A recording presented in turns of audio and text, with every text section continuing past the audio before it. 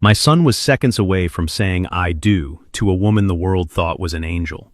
The room was filled with applause, champagne, and the scent of expensive lilies. But then I dropped my spoon. It was a small, clumsy mistake that saved a life.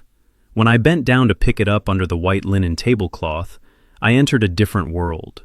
My 8-year-old grandson Leo was trembling in the dark, clutching the hem of my trousers like a lifeline. He didn't speak. He just pressed a crumpled, grease-stained napkin into my palm.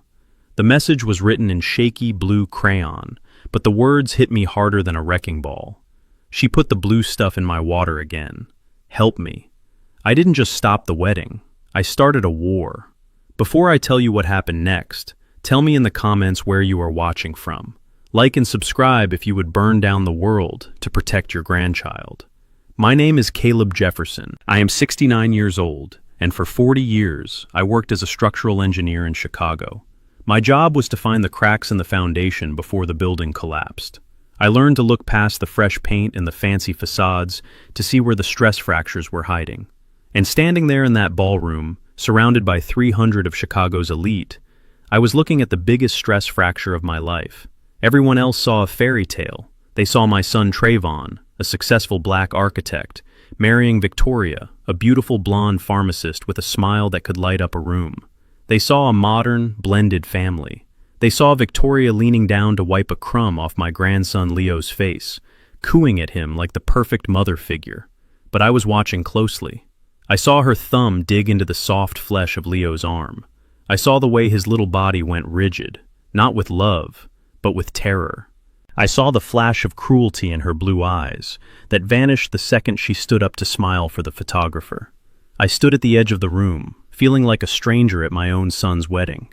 Trayvon had drifted away from me since his first wife, Leo's mother, passed away 3 years ago. Grief had made him vulnerable, and Victoria had walked right into that open wound. She was perfect, too perfect. She organized his life, she managed his schedule, and she took over the care of Leo, who had been sickly and asthmatic since birth. But lately, Leo wasn't just sickly. He was fading. His skin was gray, his eyes were sunken, and he flinched whenever Victoria moved her hand too quickly. Trayvon didn't see it. He was blinded by love. Or maybe he was just relieved to have someone sharing the burden of raising a special needs child. He looked at Victoria like she was his savior. I looked at her and saw a demolition crew disguised as a renovation project. The reception was in full swing. The best man had just finished a toast about how Victoria was a blessing to the Jefferson family. I was seated at the head table, right next to Leo. He was sitting on a booster seat, his legs swinging nervously. He hadn't touched his food. His breathing was wheezy, that familiar rattle that had sent us to the emergency room 3 times in the last month. Victoria reached over and adjusted his collar. "Eat your dinner, sweetie," she said, her voice loud enough for the table to hear. "You need your strength." Leo looked down at his plate. I saw his hand shaking as he reached for his water glass. The liquid inside looked clear, but he hesitated. Victoria nudged his elbow. "Drink up, Leo. It is just water." That was when I knocked my spoon off the table. It clattered onto the hardwood floor, a sharp metallic sound that cut through the murmur of conversation. "Oops," I muttered, shifting in my chair. "Let me get that." I ducked under the long, heavy tablecloth. It was like entering a cave. The noise of the party was muffled instantly. Down there, in the semi-darkness, I saw Leo's legs. He wasn't swinging them anymore. He was shaking. His little knees were knocking together. I reached for the spoon, and I felt a small, cold hand grab my wrist. I looked up. Leo had slid down in his chair so his face was level with the table edge. His eyes were wide, filled with a primal panic that no 8-year-old should ever know. He didn't say a word. He knew better. He just pressed that balled-up napkin into my hand and squeezed my fingers tight, just for a second. Then he let go and pulled his hand back, as if he was afraid of being burned. I stayed under the table for a few seconds longer, my heart hammering against my ribs like a jackhammer. I unfolded the napkin. The wax of the crayon was thick and hurried. She put the blue stuff in my water. Help me. The blue stuff. I didn't know what it was, but I knew what I had seen. I had seen Leo get sicker and sicker every day since Victoria moved in. I had seen the way he looked at his juice boxes with suspicion. I had seen the way he only ate food that came from sealed packages. I crawled back out from under the table. The noise of the room assaulted me. Laughter, clinking glasses, music. It all sounded grotesque now. I looked at the water glass in front of Leo. It was sitting there, innocent and deadly.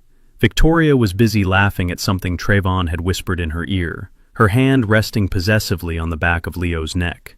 My blood ran cold, then hot, boiling hot. I am a man of science. I deal in physics, in load-bearing walls, in concrete facts. But in that moment, I operated on pure instinct. I didn't think about the scene I was about to cause.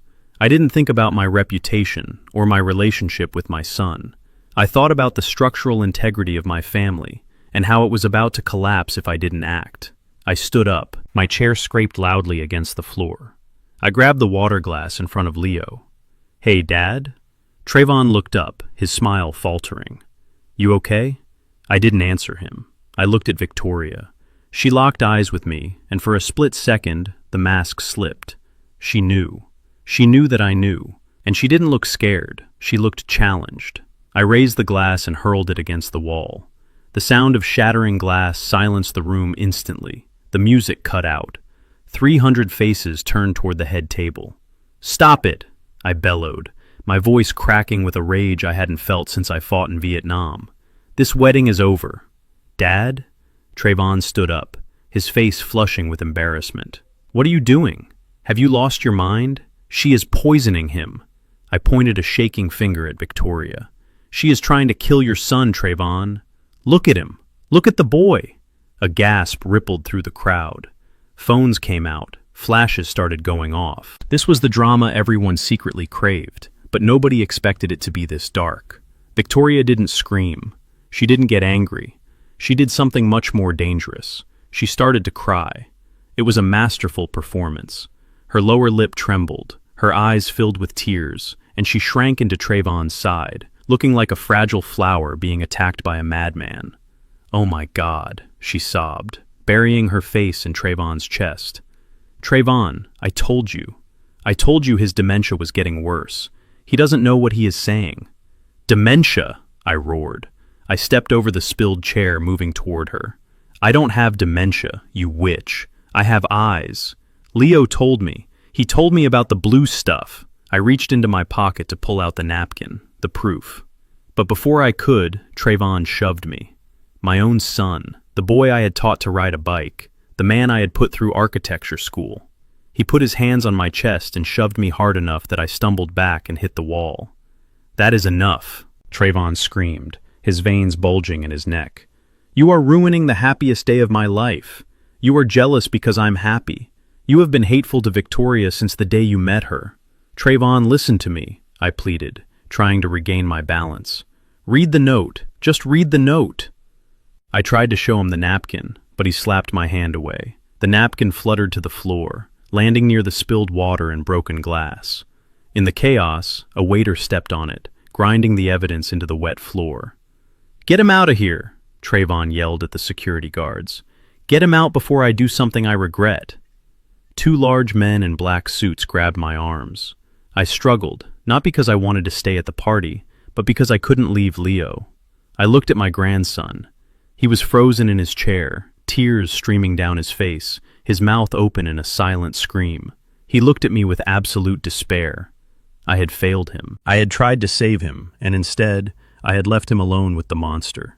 "Leo!" I shouted as they dragged me backward. "Don't drink anything she gives you. Do you hear me? Only drink from the tap. Trayvon, wake up! She is killing him!" The guests parted like the Red Sea, staring at me with a mixture of pity and disgust. I could hear their whispers. "Crazy old man. He's lost it. Poor Trayvon. Poor Victoria."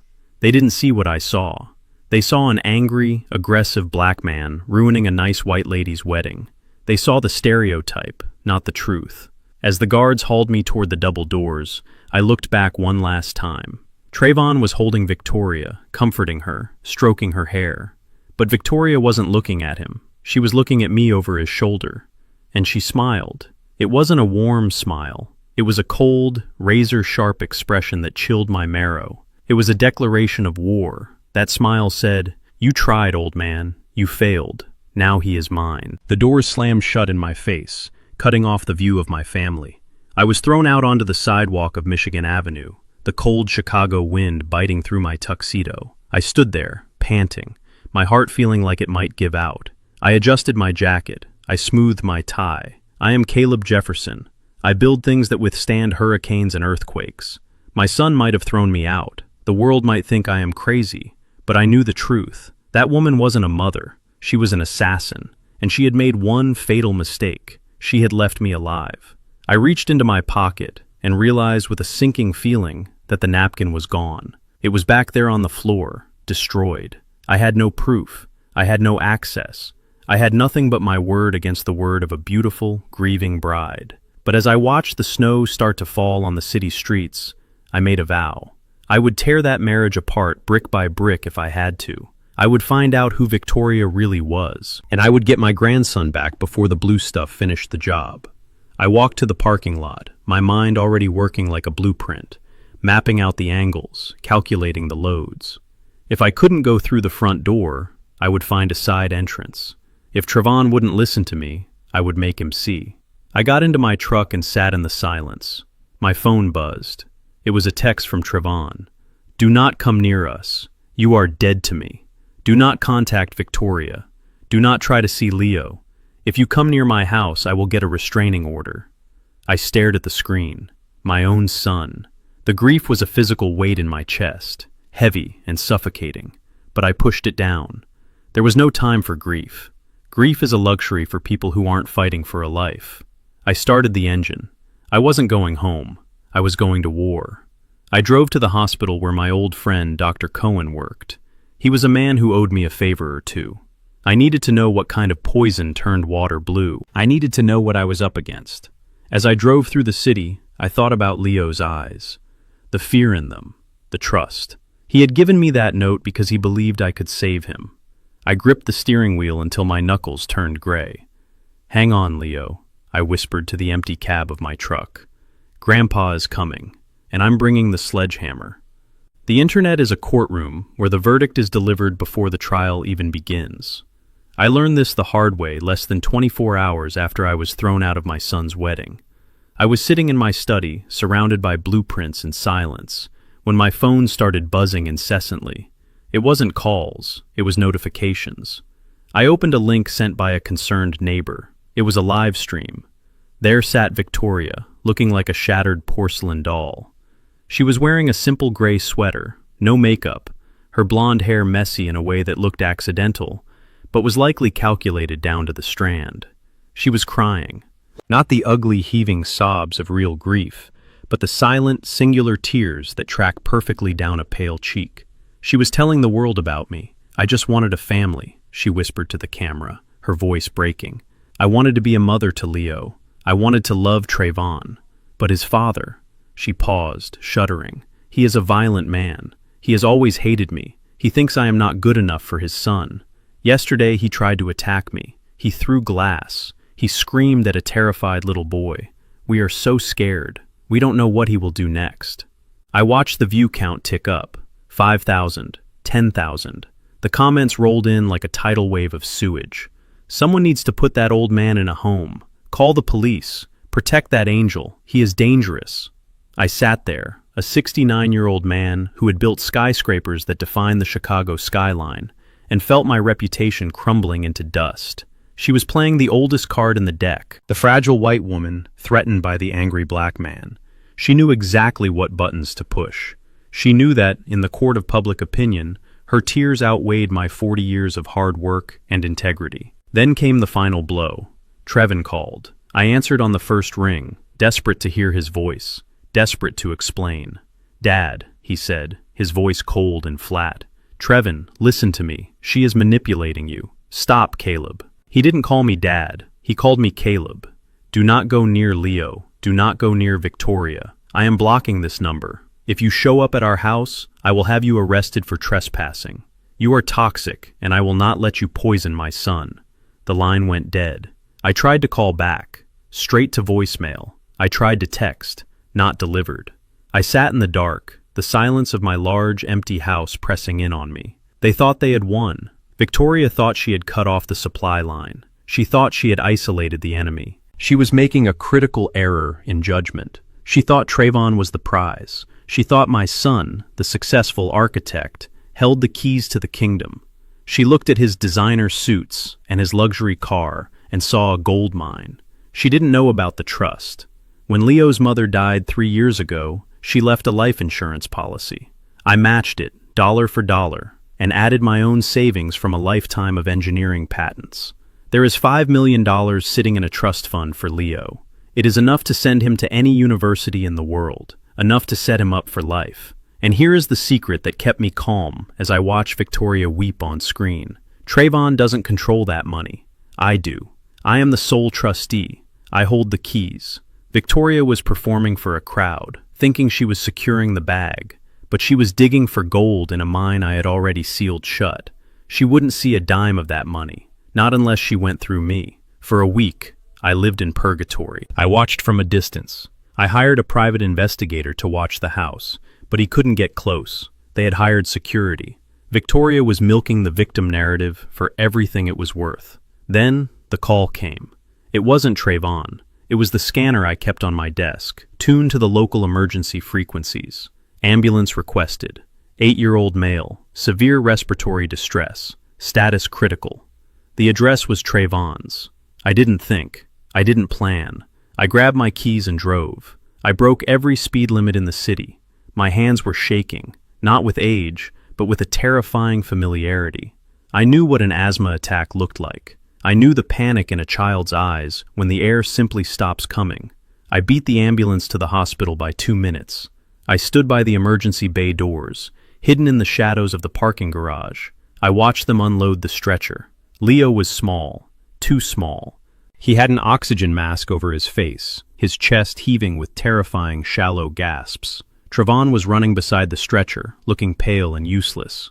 Victoria was there too, holding Trayvon's hand, looking distraught. But as they passed under the harsh lights of the entrance, I saw her check her reflection in the sliding glass doors. She smoothed her hair. She was preparing for the next act. I waited until they were inside, then I made my move.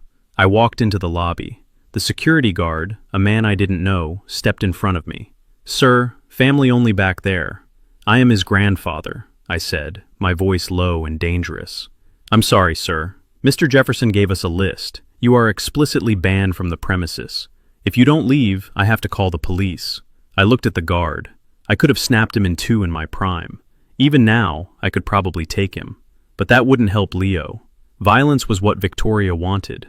It would only prove her story. I stepped back. I raised my hands. "Fine," I said. "I'm leaving." I walked out the automatic doors, turned the corner, and walked straight to the employee entrance near the loading dock. I waited. 3 minutes later, a nurse came out for a smoke break. She looked tired. Her scrubs were wrinkled. She lit a cigarette and sighed. Then she looked up and saw me. Her eyes went wide. "Mr. Jefferson?" "Hello, Sarah," I said. "Sarah Miller. 10 years ago, she was a bright kid from the neighborhood with no money for college. I had paid for her nursing degree. I had never asked for a dime back. I only asked that she be a good nurse." "What are you doing here?" she asked, looking around nervously. "I heard about the wedding. Everyone is talking about it. My grandson is in there, Sarah. They won't let me see him. I need to know he is alive." She bit her lip. "Caleb, I can't. I could lose my job." "I'm not asking you to sneak me in," I lied. "I just need to know. Please. Just check the charts. Tell me what happened." She looked at my face. She saw the desperation I usually kept hidden behind walls of stoicism. She threw her cigarette down and crushed it with her heel. "Wait here," she whispered. 10 minutes. It felt like 10 years. I paced the concrete dock, listening to the hum of the hospital generators. Finally, the door opened. Sarah slipped out. She wasn't holding a chart, but she had a piece of paper in her hand. Her face was pale. "Caleb," she said, her voice shaking. "It is bad." "Is he alive?" "Yes. They stabilized him. He is in the ICU. But Caleb, look at this." She handed me the paper. It was a printout of his blood work upon admission. I am an engineer, not a doctor, but I know how to read data. I know how to look for anomalies. The toxicity report was clean. No poisons. No blue stuff. But then, my finger traced down to the medication levels. Leo has severe asthma. He is supposed to be on daily corticosteroids and a bronchodilator. These drugs stay in the blood. They leave a trace. The levels on the page were 0. Not low, 0. He hasn't had his medication in weeks, Sarah whispered. His lungs were completely shut down. It wasn't a sudden attack. It was withdrawal. Someone stopped giving him his medicine. I stared at the paper. The numbers didn't lie. Concrete doesn't lie. Victoria wasn't poisoning him with something new. She was killing him by withholding the very thing that kept him alive. She was suffocating him slowly, day by day, while playing the doting mother. She checked in on Facebook an hour ago, Sarah said, disgust curling her lip. She posted a photo of her holding his hand. The caption said, "Fighting for my brave boy. Pray for us." She is getting thousands of likes. I crumpled the paper in my fist. She was starving him of air and feeding off the sympathy. It was a sickness I had never seen before. "I need to go in," I said. "Caleb, security is everywhere." "I don't care." I pushed past her. I didn't run. I walked with purpose. I walked like I owned the hospital. I walked through the service corridors, navigating the maze by instinct. I found the ICU. I saw Trayvon sitting in the waiting room, his head in his hands. He looked broken. Good. He needed to be broken before he could be rebuilt. But I didn't stop for him. I went to room 304. I saw Leo through the glass. He was sleeping, a machine breathing for him. He looked so small in that bed. The door opened. I expected a nurse. Instead, Victoria walked out. She was holding a cup of coffee. She saw me. She didn't scream. She didn't call for help. She stopped, and a slow reptilian smile spread across her face. She looked around to make sure the hallway was empty. She walked right up to me. She was close enough that I could smell her expensive perfume, a floral scent that barely covered the smell of hospital antiseptic. "You are persistent, Caleb," she said, her voice a low purr. "I know what you are doing," I said, my voice shaking with the effort to keep my hands at my sides. "I saw the blood work. You aren't giving him his medicine." She took a sip of her coffee, her eyes dancing with amusement. "Prove it." "I will. I will show Trayvon." "Trayvon?" She laughed softly. "Trayvon thinks you are a senile, jealous old man. He thinks I am the only thing holding this family together. If you show him a piece of paper, I will tell him you forged it. Who do you think he will believe? The wife who warms his bed, or the father who ruined his wedding?" She took a step closer. She leaned in, standing on her tiptoes to whisper in my ear. "He is a weak little boy, Caleb. Just like his father. He was never going to make it to adulthood anyway. I'm just speeding up the inevitable." I felt a cold rage settle in my gut, heavy and solid as lead. "You are a monster. And you," she whispered, her breath hot on my ear, "are a ghost. You are already dead to them. Why don't you do us all a favor and make it official? Die, old man. It would save me so much trouble." She pulled back, gave me a bright, fake smile, and patted my cheek. "Security!" she shouted suddenly, her voice pitching up into a scream of terror. "Help! He is here! He is hurting me!" She threw her coffee on herself, the hot liquid staining her gray sweater. She stumbled back, feigning a push. I stood there, frozen, as the sound of running footsteps echoed down the hall. I looked at her, and I didn't see a woman. I saw a structural flaw, a crack in the foundation, and I knew, with absolute certainty, that I couldn't just patch this. I had to bring the whole house down. I learned a long time ago that you cannot fight a fire with gasoline.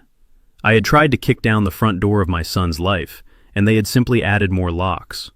I had screamed the truth, and they had called me crazy. If I wanted to save Leo, I had to stop acting like a desperate grandfather and start thinking like an engineer. I needed to find the stress point. I needed to apply pressure where they were weakest, and I knew exactly what Victoria's weakness was. It was the same thing that had brought her into our lives in the first place: greed. Pure, unadulterated greed. 3 days after the hospital incident, I walked up the driveway of my son's house. It was a beautiful home in the suburbs, a house I had helped pay for, though Trayvon liked to pretend he had done it all himself. My heart was hammering against my ribs, not from fear, but from the bile rising in my throat. I had to do the hardest thing I have ever done in my life. I had to apologize to the woman who was trying to kill my grandson. I rang the doorbell. I waited. I saw the curtain twitch. They were watching. I adjusted my tie and held the velvet box in my hand so it was clearly visible. Trayvon opened the door. He looked tired. There were dark circles under his eyes. He didn't invite me in. "What do you want, Caleb?" he asked, blocking the entrance. "I came to apologize, son," I said, forcing my voice to sound old and broken. I lowered my head. I stared at my shoes. I acted every bit the 70-year-old man losing his grip on reality. I was wrong at the hospital. I was scared. Seeing Leo sick like that, it messed with my head. I haven't been sleeping. I think maybe you were right. Maybe I am losing it a little. Trayvon's shoulders dropped. He wanted to believe me. He is my son. He is weak, but he isn't evil. He wanted his father back. I just want to see him, Trayvon, just for a minute. And I wanted to give Victoria a peace offering. I know I ruined her big day. I want to make it right. Victoria appeared behind him. She was wearing a silk robe, looking like the lady of the manor. Her eyes narrowed when she saw me, but then they landed on the black velvet box in my hands. Her gaze sharpened. It was the look of a shark smelling blood in the water. "Let him in, Trayvon," she said softly. I walked into the living room. It was filled with wedding gifts that hadn't been opened. I turned to Victoria. I hated her with every fiber of my being, but I looked her in the eye and I lied. "I am sorry, Victoria," I said. "I was out of line. I want to welcome you to the family properly." I opened the box. Inside was a diamond necklace. It was worth $20,000. It was vintage, platinum, and heavy with stones. I had bought it that morning from a jeweler who owed me a favor. It was beautiful, and it was cold, just like her. Her breath hitched. She reached out and touched the diamonds. She didn't look at me anymore. She only saw the money. She saw the lifestyle she was trying to steal. "It is beautiful, Caleb," she purred. "Thank you. I suppose we can start over." "Can I see Leo?" I asked, keeping my voice trembling. "Just for 10 minutes. I promise I won't cause a scene." Trayvon looked at Victoria. She was already fastening the necklace around her neck, admiring herself in the hallway mirror. She waved her hand dismissively. 10 minutes, she said, but Trayvon stays in the room. That was all I needed. I walked up the stairs, my legs feeling heavy. I went into Leo's room. It smelled like sickness. It smelled like Vicks Vapo Rub and stale air. The shades were drawn. Leo was sitting up in bed, propped up by pillows. He looked gray. His breathing was a shallow wheeze. "Hey, little man," I whispered. Leo's eyes widened. He looked at the door, terrified that she would come in. "It is okay," I said, sitting on the edge of the bed. "Dad is right here." Trayvon stood by the door, arms crossed, watching me like a hawk. He was guarding the wrong person. I reached into my bag. I brought out a teddy bear. It wasn't new. It was a little worn, the fur matted in places. It was Mr. Barnaby. It had been Trayvon's bear when he was a boy. I had kept it in the attic for 30 years. "I found an old friend of your dad's," I said, handing the bear to Leo. "He gets lonely at my house. I thought he could keep you company." Leo took the bear. He hugged it tight. He looked at Trayvon, and for a second, Trayvon's face softened. He remembered the bear. He remembered the nights I had read him stories with that bear tucked under his arm. It was a nostalgia trap, and Trayvon walked right into it. I leaned in close to Leo to adjust his blanket. I put my mouth right next to his ear. "Don't let go of the bear, Leo," I whispered, so low that Trayvon couldn't hear. "Never let go of the bear. He is watching over you." Leo looked at me. He understood. He squeezed the bear. Inside the left eye of Mr. Barnaby was a high-definition camera lens, smaller than a pinhead. Inside the stuffing was a battery pack that would last for 30 days, and a microphone sensitive enough to hear a pin drop. It was military-grade technology, sourced from a security contractor I had worked with on a government building project. It was a Trojan horse, wrapped in synthetic fur and childhood memories. I stayed for exactly 10 minutes. I told Leo a story about a bridge I built that refused to fall down, no matter how hard the wind blew. I kissed his forehead. His skin was clammy. "Time is up, Dad," Trayvon said. I stood up. I patted Trayvon on the shoulder. "Take care of him, son." I walked out of the house. I didn't look back at Victoria, who was still admiring her reflection. I got into my truck and drove away. But I didn't go far. I drove 3 blocks over, to a side street that had a clear line of sight to the back of their house. I had rented a nondescript utility van. It looked like a plumber's truck. Inside, it was a mobile command center. I parked the van and locked the doors. I turned on the monitors. The feed came to life. It was crystal clear. I could see Leo's room in high definition. The camera was angled perfectly from where Leo held the bear against his chest. I could see the door. I could see the window. I could hear the rasp of his breathing through the speakers. I sat there for hours. I drank coffee that turned cold. I watched my grandson sleep. I watched Trayvon come in to check on him once, tucking the blanket around his shoulders. Trayvon loved him. I could see that. But love without spine is useless. Then, the clock struck 2 in the morning. The house was dark. The street was silent. Chicago in February is a brutal thing. The wind was howling outside, the temperature dropping to 10 degrees below zero. On the monitor, the door to Leo's room opened. It wasn't Trayvon. Victoria walked in. She wasn't wearing the silk robe anymore. She was wearing a thick sweater and gloves. She didn't turn on the light. She moved with the confidence of a predator in its own territory. I leaned forward, my nose almost touching the screen. I held my breath. She walked over to the bed. She looked down at Leo. He was asleep, clutching Mr. Barnaby. She reached out and I flinched, thinking she was going to hit him. But she didn't hit him. She did something far more insidious. She walked over to the window. It was a large, double-hung window that looked out over the backyard. She unlocked it. She slid it open. The wind roared into the room. I could hear it on the microphone, a sudden, violent rushing sound. The curtains whipped around. Snowflakes swirled into the bedroom, landing on the carpet. The temperature in that room would drop to freezing in minutes. For a healthy child, it would be uncomfortable. For an asthmatic child with weakened lungs, cold air is a trigger. It constricts the airways. It is like breathing through a straw while someone sits on your chest. Victoria wasn't done. She walked over to the humidifier that was puffing gentle, warm steam into the air next to the bed. She turned it off. She unplugged it. Then, she walked back to the bed.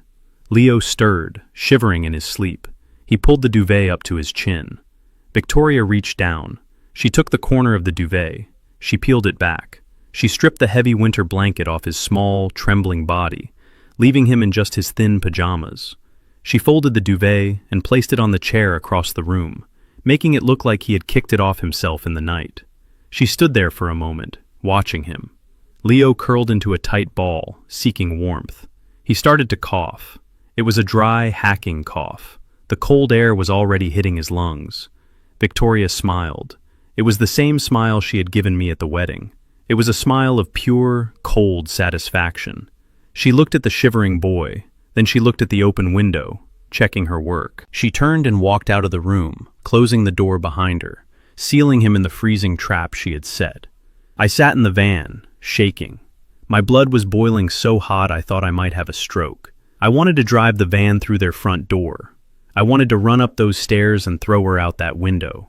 I wanted to kill her. But I forced myself to stay in the seat. I forced my hand away from the door handle. If I went in there now, it was my word against hers. She would say she opened the window to air out the room and forgot. She would say Leo kicked off the blankets. Trayvon would believe her. The police would call it a domestic dispute. I needed more. I needed the pattern. I needed undeniable proof that this wasn't negligence, but attempted murder. I watched Leo shiver on the screen. I watched him cough until he gagged. I watched him reach for the bear, pulling it tight against his chest for warmth. "Hold on, Leo," I whispered, tears streaming down my face. "Hold on, little man. The bear is watching. Grandpa is watching." I hit the save button on the recording. I had the first brick in the wall of evidence that would become her prison cell. But I knew tonight wasn't the end. It was just the beginning of the winter, and I had to let it get colder before I could bring the heat. I watched until dawn. I didn't blink. I didn't sleep. I became a witness. And as the sun rose over the frozen city, I began to formulate the next step of my plan. I needed to know who she really was. I needed to know where she learned to kill without leaving a bruise. I picked up my phone and dialed a number I hadn't used in 20 years. "It's Caleb," I said when the voice answered. "I need a ghost. I need you to find someone who doesn't exist." Because Victoria wasn't just a bad stepmother. You don't learn to open windows in sub-zero temperatures by accident. This was a professional hit, executed in slow motion, and I was going to find out how many other children had frozen to death in her care. I sat in the darkness of the surveillance van, watching the recording of Victoria opening that window over and over again. My hands were shaking, but my mind was cold steel. I knew I was looking at a professional. You do not open a window in sub-zero temperatures with that kind of calm precision unless you have done it before. She moved like a surgeon cutting out a tumor. She moved like a woman who knew exactly how to kill without leaving a fingerprint. I pulled the flash drive from the console. This was my evidence, but it was not enough. To the police, it would look like negligence. To child services, it would look like a mistake. To my son, it would look like an accident. I needed more. I needed the pattern. I needed the bodies. I picked up my burner phone and dialed Marcus. Marcus and I served in the Gulf War together. He was a reconnaissance specialist then, and he is the best private investigator in Chicago now. He finds people who do not want to be found. He digs up bones that have been buried under miles of concrete. I need a background check, I said when he answered. I need a deep dive. I am sending you a name and a photo. Her name is Victoria Miller. Give me 24 hours, Caleb Marcus said. His voice was gravel and smoke. If she has a shadow, I will find it. I did not sleep. I went back to my empty house and paced the floor. I watched the live feed from the teddy bear on my phone. Leo was still shivering, but he was alive. Trayvon had come in around 4 in the morning and closed the window, muttering about drafts. He had covered Leo up. He was a good father, but he was sleeping with a viper. 24 hours later, I met Marcus at a diner on the south side. It was a place where we used to eat after long shifts on the construction site back in the day. The coffee was strong and the booths were worn vinyl. Marcus slid a thick manila envelope across the table. He did not look at me. He looked at his coffee cup. "You are not going to like this, Caleb," he said quietly. "Tell me." "Her name isn't Victoria Miller. At least it hasn't been for long. 3 years ago, she was Vanessa Thorne in Ohio. 3 years before that, she was Veronica Tate in Florida. She changes her name every time she moves states. She changes her hair. She changes her history." I opened the folder. There were 3 driver's licenses, 3 different names, the same cold blue eyes staring back at me. In the Florida license, she was a brunette. In Ohio, she was a redhead. Now she was a blonde. She sheds identities like a snake sheds skin. "Why does she move?" I asked, scanning the documents. Marcus took a deep breath. He looked tired. He looked like a man who had seen too much evil in his life. "She leaves when the money runs out, Caleb. Or when the heat gets too high." I turned the page. My heart stopped. It literally stopped beating in my chest for a second. I was looking at photographs, not of Victoria, of children. There were 2 of them, a boy and a girl. They were beautiful. They were smiling. "Who are they?" I whispered. "That is Ethan. He was 6. That is Sophie. She was 5. "Are they hers?" "Stepchildren," Marcus said. Ethan was her stepson in Ohio. Sophie was her stepdaughter in Florida. "Where are they now?" Marcus pointed to the next page. It was a copy of a death certificate, then another. Ethan died of accidental drowning in the bathtub. The coroner ruled it a tragic accident. Sophie died of anaphylactic shock. She had a severe peanut allergy. Her EpiPen malfunctioned. I felt the blood drain from my face.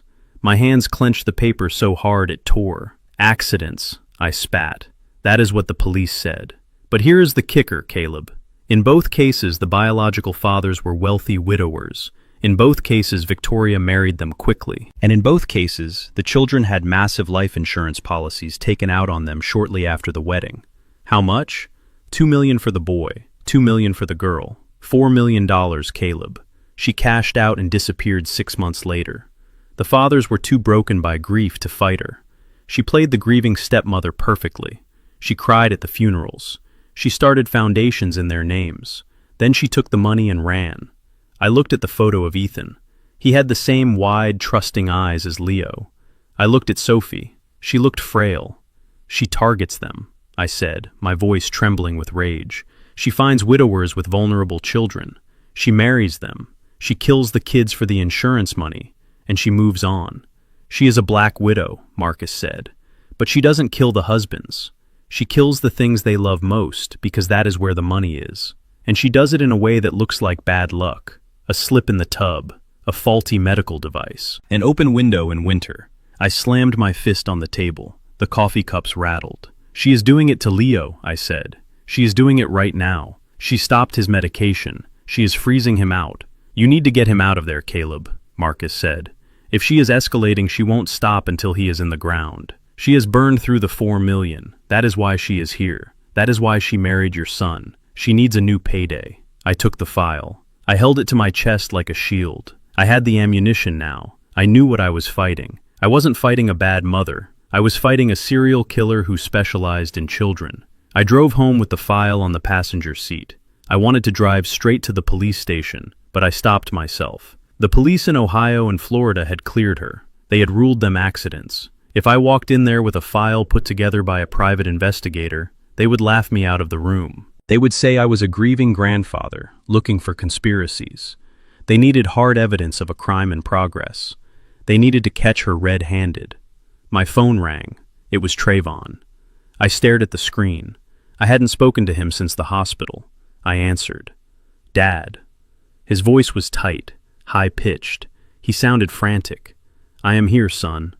I need money, Dad. I need help." My grip on the steering wheel tightened. "What is wrong? Is it Leo?" "He is not getting better, Dad. The doctor's here. They don't know what they are doing. We brought him home, but he is weak. He can barely stand up. Victoria found a clinic." "A clinic?" "Yes, in Switzerland. They have a revolutionary treatment for pediatric asthma. It is experimental, but the success rates are incredible. Victoria has been on the phone with them all morning. They have a spot open, but we need to move fast." Switzerland. The word hung in the air like a guillotine blade. Switzerland was 4,000 miles away. Switzerland was outside the jurisdiction of U.S. courts. Switzerland was a place where an old man couldn't watch from a van parked down the street. If she got him to Switzerland, she would kill him and cremate him before I even knew he was gone. "How much, Trevin?" $50,000. For the deposit and the medical transport. "I don't have it, Dad. You know I don't have that kind of liquid cash. The wedding, the house, I am tapped out. Please, Dad.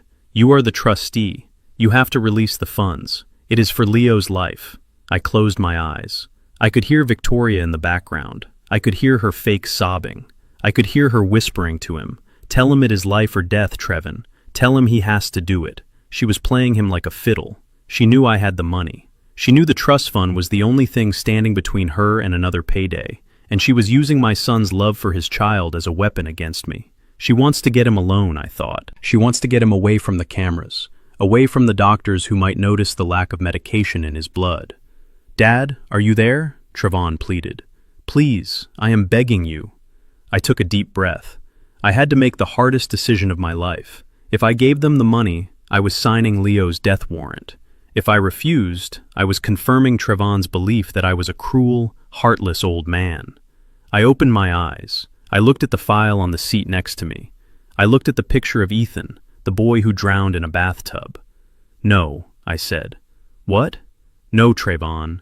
I am not giving you $50,000. There was a silence on the line, a silence so heavy it felt like it would crush the phone. "You are joking," Trayvon whispered. "This is my son. This is your grandson. You would let him die to spite Victoria." "It is not about spite," I said, trying to keep my voice steady. "He is not going to Switzerland. He is too sick to travel. He needs to be in a hospital here in Chicago where I can see him." "You don't get to see him," Trayvon screamed. "You lost that right when you attacked my wife. You are evil, Caleb. You are a selfish, evil old man. Victoria was right about you. You care more about your money than you care about your family." "Trayvon, listen to me. It is a trick. You rot in hell, Dad. Do not ever call me again. If Leo dies, his blood is on your hands." The line went dead. I sat in my truck parked in my driveway, and I wept. I wept for my son who was so lost. He couldn't see the wolf in his own bed. I wept for the cruelty of what I had just done. I had denied a father money to save his child. But I knew I was right. Switzerland was the end game. Switzerland was the final act. She wanted to take him to a foreign country where an accidental death on a mountain or a reaction to a new medication would be easy to explain. She wanted to isolate him. She wanted to remove the bear. I wiped my face. I hardened my heart. I couldn't be the grieving father right now. I had to be the engineer. I had to look at the structure and see the failure points. She was desperate. That call proved it. She needed money. She needed to move Leo. She was accelerating the timeline. My refusal would make her angry. It would make her reckless. She wouldn't give up on the money. She would just find another way to get it. And she would use Trayvon to do it. I picked up the file again. I looked at Victoria's aliases. I needed to know more about her past. I needed to know if there were other survivors, other husbands who had woken up too late. But first, I had to protect the money. If she couldn't get the $50,000 from me, she would try to get it from the trust directly. She would try to forge documents. She would try to bypass me. I called my lawyer, Mr. Cohen. It was late, but he answered. "Avram," I said, "I need to lock down the trust. I need to make it so watertight that not even God himself can get $1 out without my thumbprint." "What is happening, Caleb?" The Black Widow is spinning a web, Avram, "And she is trying to catch a flight to the Alps. We have to ground the plane." I spent the rest of the night going over the trust documents. I added clauses. I added security measures. I made myself the insurmountable obstacle. But as I worked, a cold fear settled in my stomach. I had stopped them from leaving the country. I had stopped them from getting the money quickly. But I had also backed a dangerous animal into a corner. Victoria needed that money. She had killed for less before. If she couldn't get the money by pretending to cure Leo, she might decide to get the insurance money the old-fashioned way. She might decide that Leo was worth more dead right here in Chicago. I looked at the monitor. Leo was asleep. The window was closed. But I knew the peace wouldn't last. I had declared war. And Victoria Miller, or whatever her real name was, wasn't the kind of woman who surrendered. She would strike back. And when she did, it wouldn't be with a phone call. It would be with something much more lethal. I checked the load on my shotgun. I placed it by the door. "Come and get it, Victoria," I whispered. "Come and try to take him." I was ready. But I didn't know that the next blow wouldn't come at Leo. It would come at me. And it would come in the form of a dinner invitation that looked like a truce, but was actually a trap door. I knew that to catch a wolf you have to offer it a lamb. In this case, the lamb was $5 million, and the wolf was sitting in my dining room wearing a cashmere sweater and a look of false concern. I had set the stage perfectly. My dining room table was set with the good china, the plates with the gold rims that my late wife used only for Christmas. In the center of the table, right next to the roast beef, I had placed a thick leather folder. It was open just enough to reveal the title page of the document inside. It read, "Revocable Living Trust, Amendment Primary Beneficiaries, Trayvon and Victoria Jefferson." It was a forgery, of course. I had typed it up myself that morning, using legal stationery I had saved from decades of contracts. It was bait, pure and simple. But to a woman like Victoria, who saw the world through the lens of a calculator, it was irresistible. I had called Trayvon that afternoon. I made my voice sound thin and brittle, like dried leaves. I told him I was tired. I told him the fight had gone out of me. I told him that maybe he was right, and I was too old to manage such a large estate alone. I told him I wanted to make peace before the Swiss trip. They arrived at 7 sharp. Trayvon looked wary, his eyes darting around the room, as if expecting an ambush. He was a good man deep down, but he was being led by a leash he could not see. Victoria, however, walked in like she already owned the place. Her eyes went straight to the folder on the table. I saw her pupils dilate. It was a physical reaction. The scent of money was stronger to her than the smell of the roast beef. "Come in," I said, leaning heavily on my cane. "Thank you for coming. I know things have been difficult. We just want what is best for everyone," Caleb, Victoria said. She kissed my cheek. Her lips were cold. I shuffled to the table. I sat down slowly, making a show of adjusting my position, as if my joints were rusted shut. I saw Victoria glance at Trayvon, and then at the folder. She nudged him under the table. "So, Dad," Trayvon said, clearing his throat, "you said you wanted to talk about the trust." "I did." I sighed. I looked at the folder. "I have been thinking a lot about legacy, Trayvon, and about Leo. I cannot be the only one holding the keys. If something happens to me, the money gets tied up in probate. Leo cannot wait for that." Victoria leaned forward. Her predatory gaze was locked on my face. "So you are transferring control?" she asked. Her voice was steady, but her hands were gripping the napkin so tight her knuckles were white. "I am." I tapped the folder. "I drew up the papers this morning. I sent the originals to Mr. Cohen to file tomorrow. This is just the copy. According to this, as of midnight tonight, you two are the co-trustees. You will have full access to the funds for Leo medical care. It was the lie that sealed the trap. By telling them the paperwork was already in motion, I made myself expendable. In her mind, the transfer was done. The money was theirs. I was just a loose end that was still breathing. We ate in a tense silence. I watched Victoria. She was vibrating with energy. She ate quickly, her eyes darting between me and the clock. She was doing the math. $5 million. No more obstacles. No more begging the old man for scraps. Trayvon was different. He looked guilty. He pushed his food around his plate. He knew on some level that this was a surrender, and it pained him to see his father give up. He didn't know he was watching a performance worthy of an Academy Award. Now came the test. I had been holding a small bottle of nitroglycerin pills in my pocket all evening. They were actually just breath mints I had swapped into an old prescription bottle, but they looked the part. I let out a soft groan. I dropped my fork. It clattered loudly against the china. "Dad?" Trayvon asked, looking up. I gripped my chest. I squeezed my eyes shut. I let out a wheezing gasp. "My chest," I whispered. "It is tight." Trayvon shot out of his chair. "Dad!" "Water," I gasped. "Get me water." Trayvon ran to the kitchen. His footsteps hammered against the floorboards. I was alone with Victoria. I slumped in my chair. I let my hands spasm. I pulled the pill bottle from my pocket. My fingers fumbled. I let the bottle slip. It hit the hardwood floor and rolled. It rolled right to Victoria's feet. I looked at her. I stretched out a trembling hand. "My pills," I choked out. "Victoria, please." This was it. This was the moment of truth. A human being, a person with a soul, would instinctively reach down. They would grab the medicine. They would try to save a life. Even a stranger would do it. Victoria did not move. She sat there perfectly still. She looked at the bottle resting against the heel of her designer shoe. Then she looked at me. Her face changed. The mask of the concerned daughter-in-law vanished. In its place was a look of pure, unadulterated malice. Her eyes were bright with excitement. She was watching a building collapse, and she was enjoying the show. She leaned back in her chair. She crossed her legs. And then, with a casual, almost bored movement of her foot, she kicked the bottle. It slid across the floor. It spun under the heavy oak sofa, deep into the shadows where no one could reach it without getting on their hands and knees. "Oops," she whispered. Her voice was devoid of panic. It was mocking. "I cannot seem to reach them, Caleb." She looked me dead in the eye. She smiled. "Die," she mouthed silently. I stared at her. My heart was pounding, not from a heart attack, but from the sheer horror of what I was witnessing. She wasn't just passive. She was active in her cruelty. She wanted me dead right there on the rug, so she could step over my body and cash the check.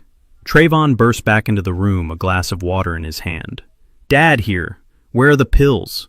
"I dropped them," I wheezed, pointing a shaking finger at Victoria. Victoria jumped up, her face instantly transforming into a mask of panic. "Oh my God, Trayvon, he dropped them. I tried to catch them, but they rolled under the couch. I cannot reach them. Hurry, move the couch." She was screaming, pointing, directing the chaos while ensuring I wasted precious seconds. Trayvon dropped the water and ran to the heavy sofa, struggling to lift it. I stopped acting. I sat up straight. I took a deep breath. The wheezing stopped. The shaking stopped. I reached into my jacket pocket and pulled out a second identical bottle.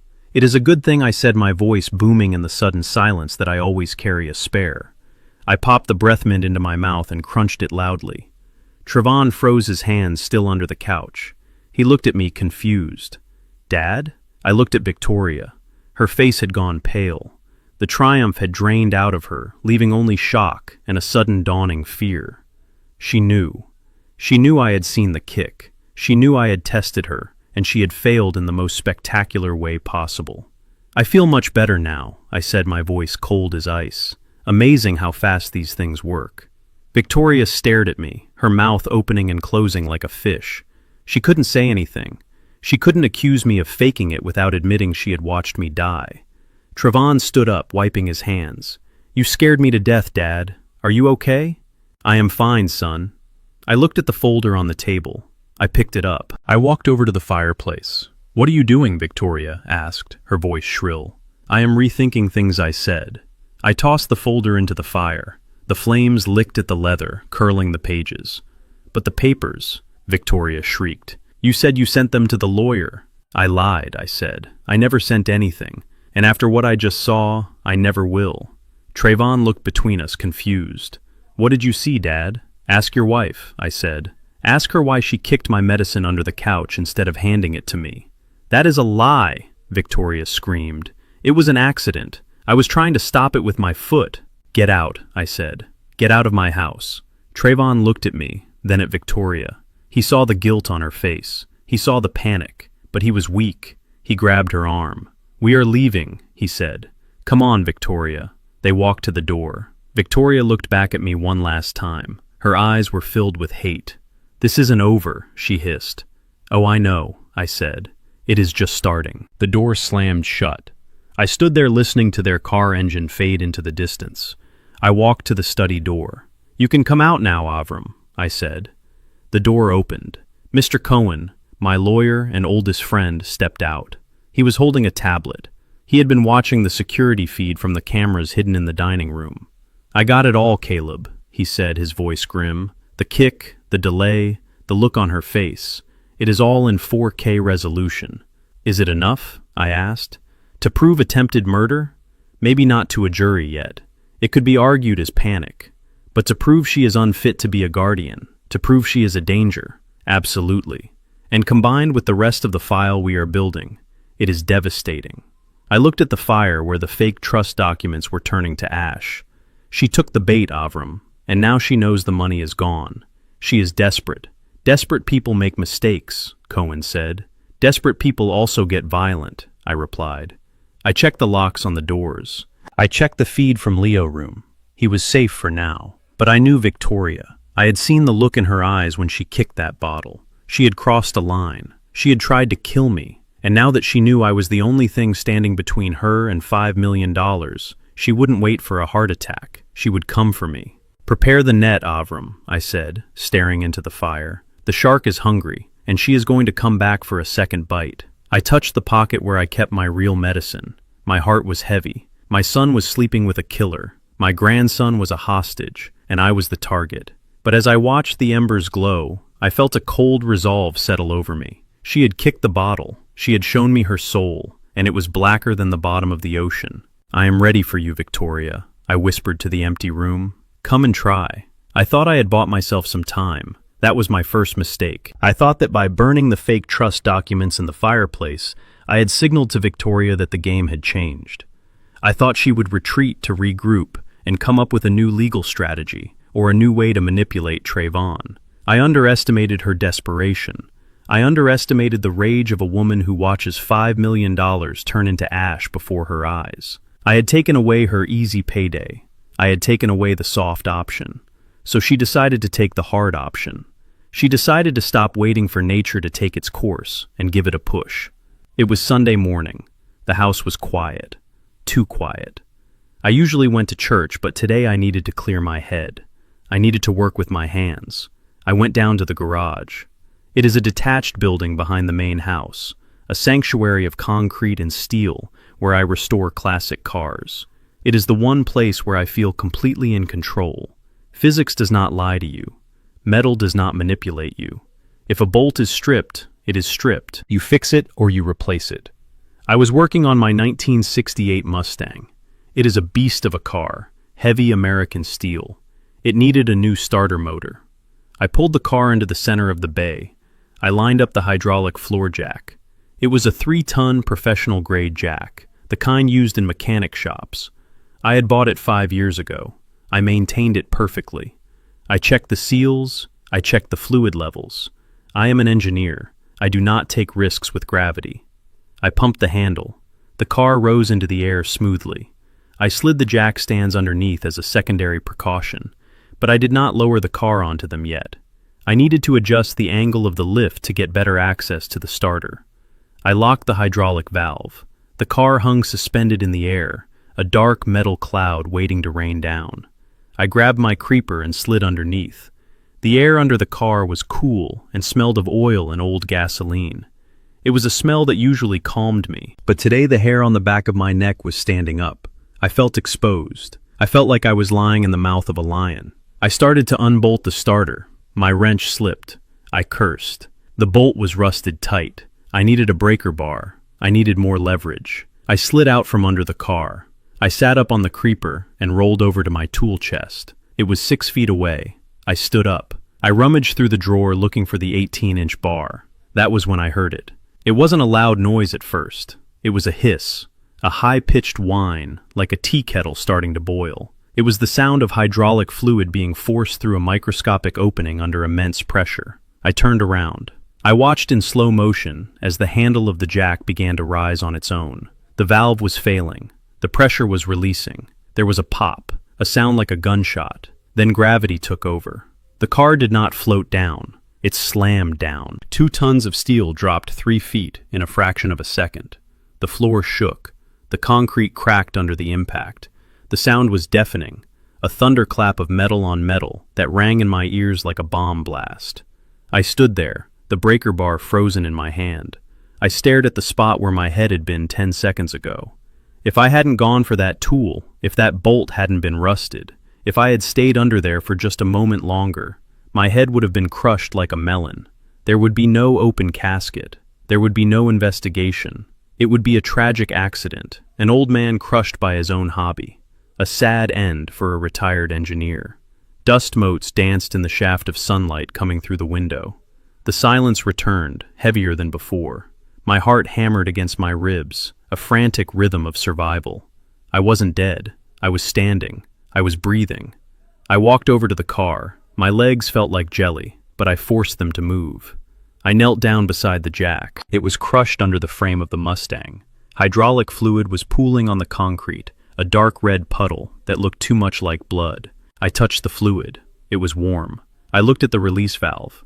This jack was rated for 3 tons. The Mustang weighed less than 2. It should not have failed. Mechanical failure happens, but catastrophic failure like this is rare, unless there is an external factor. I smelled something. Underneath the smell of oil and hydraulic fluid, there was something else, something sharp and acrid, a chemical smell that burned the inside of my nose. I leaned closer. I examined the seal around the main piston. The rubber O-ring was disintegrated. It hadn't blown out from pressure. It had melted. It was gooey and stringy, like chewing gum on a hot sidewalk. I wiped my finger on the metal casing near the valve. The paint was bubbling. I brought my finger to my nose and sniffed cautiously. Acid, not battery acid. This was something strong, something industrial, something that eats through rubber seals and weakens metal in a matter of hours.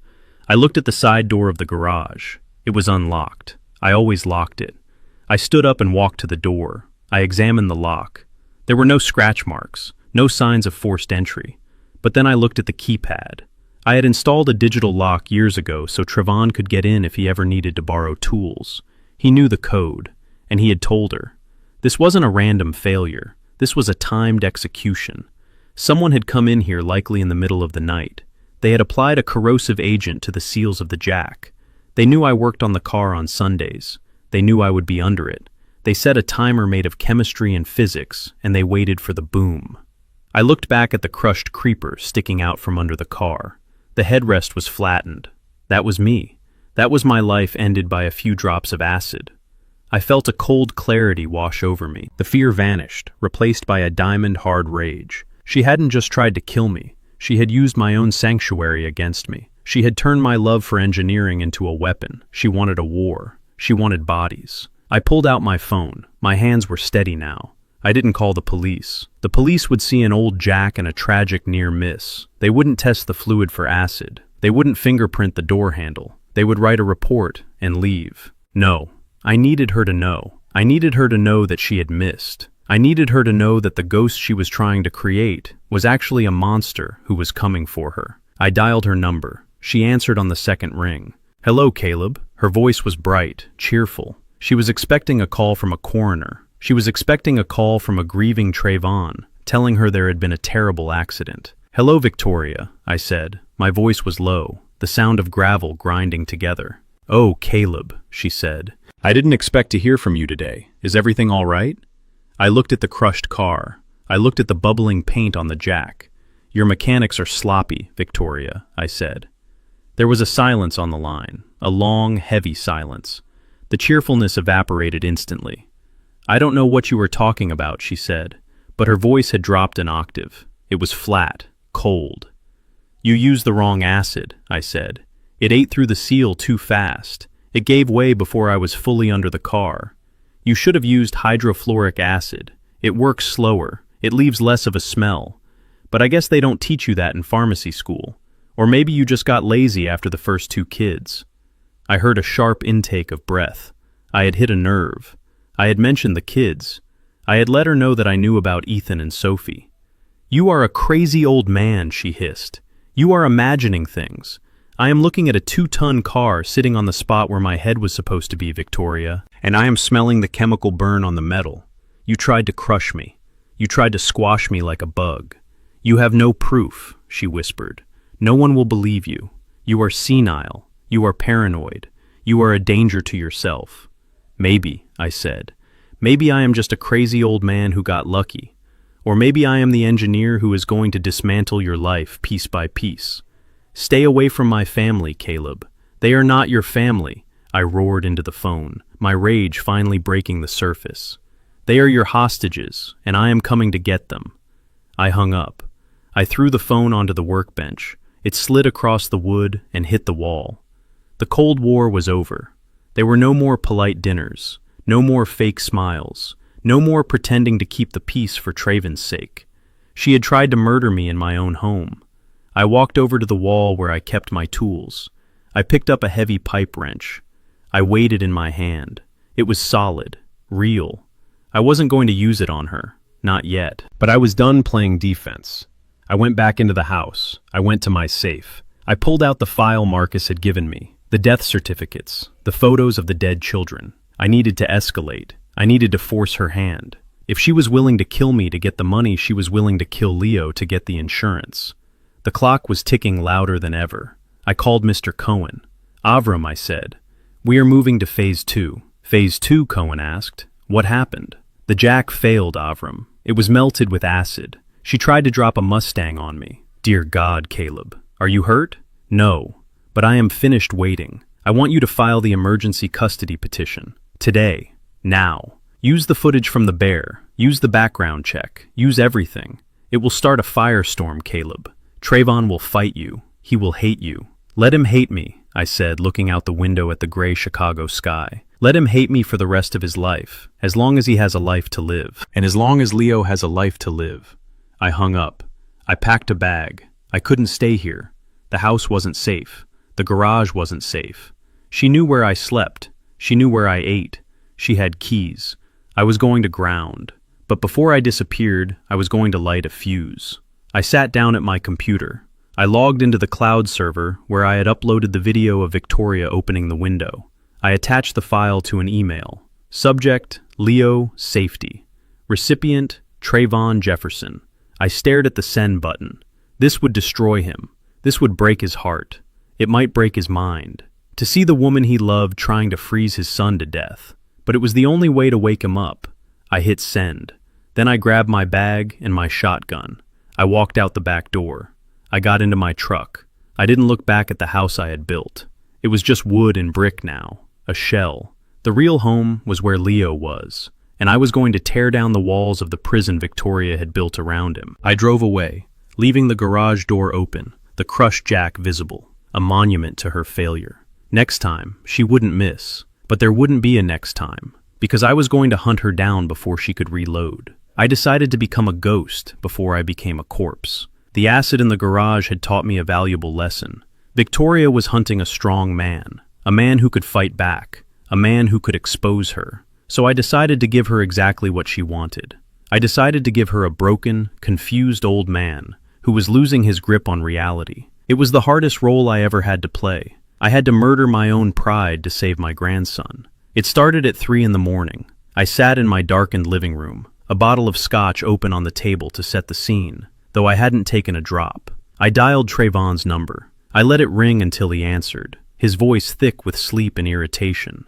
"Dad? It is 3 a.m. What is wrong?" I forced my voice to tremble. I pitched it up, making it sound thin and fearful. "Martha? Is that you?"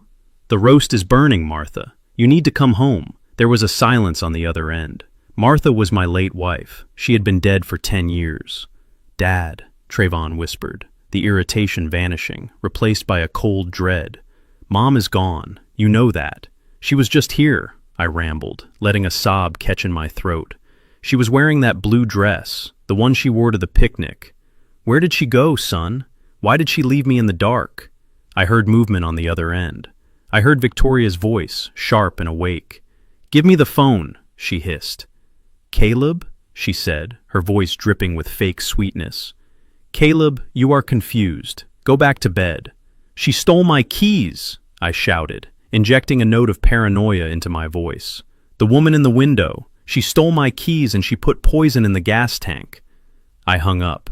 I didn't wait for a response. I sat there in the dark, my heart hammering. It felt like a betrayal of my wife's memory to use her name like a pawn in this game, but I knew she would understand. I was building a facade of dementia, brick by brick. I kept it up for 3 days.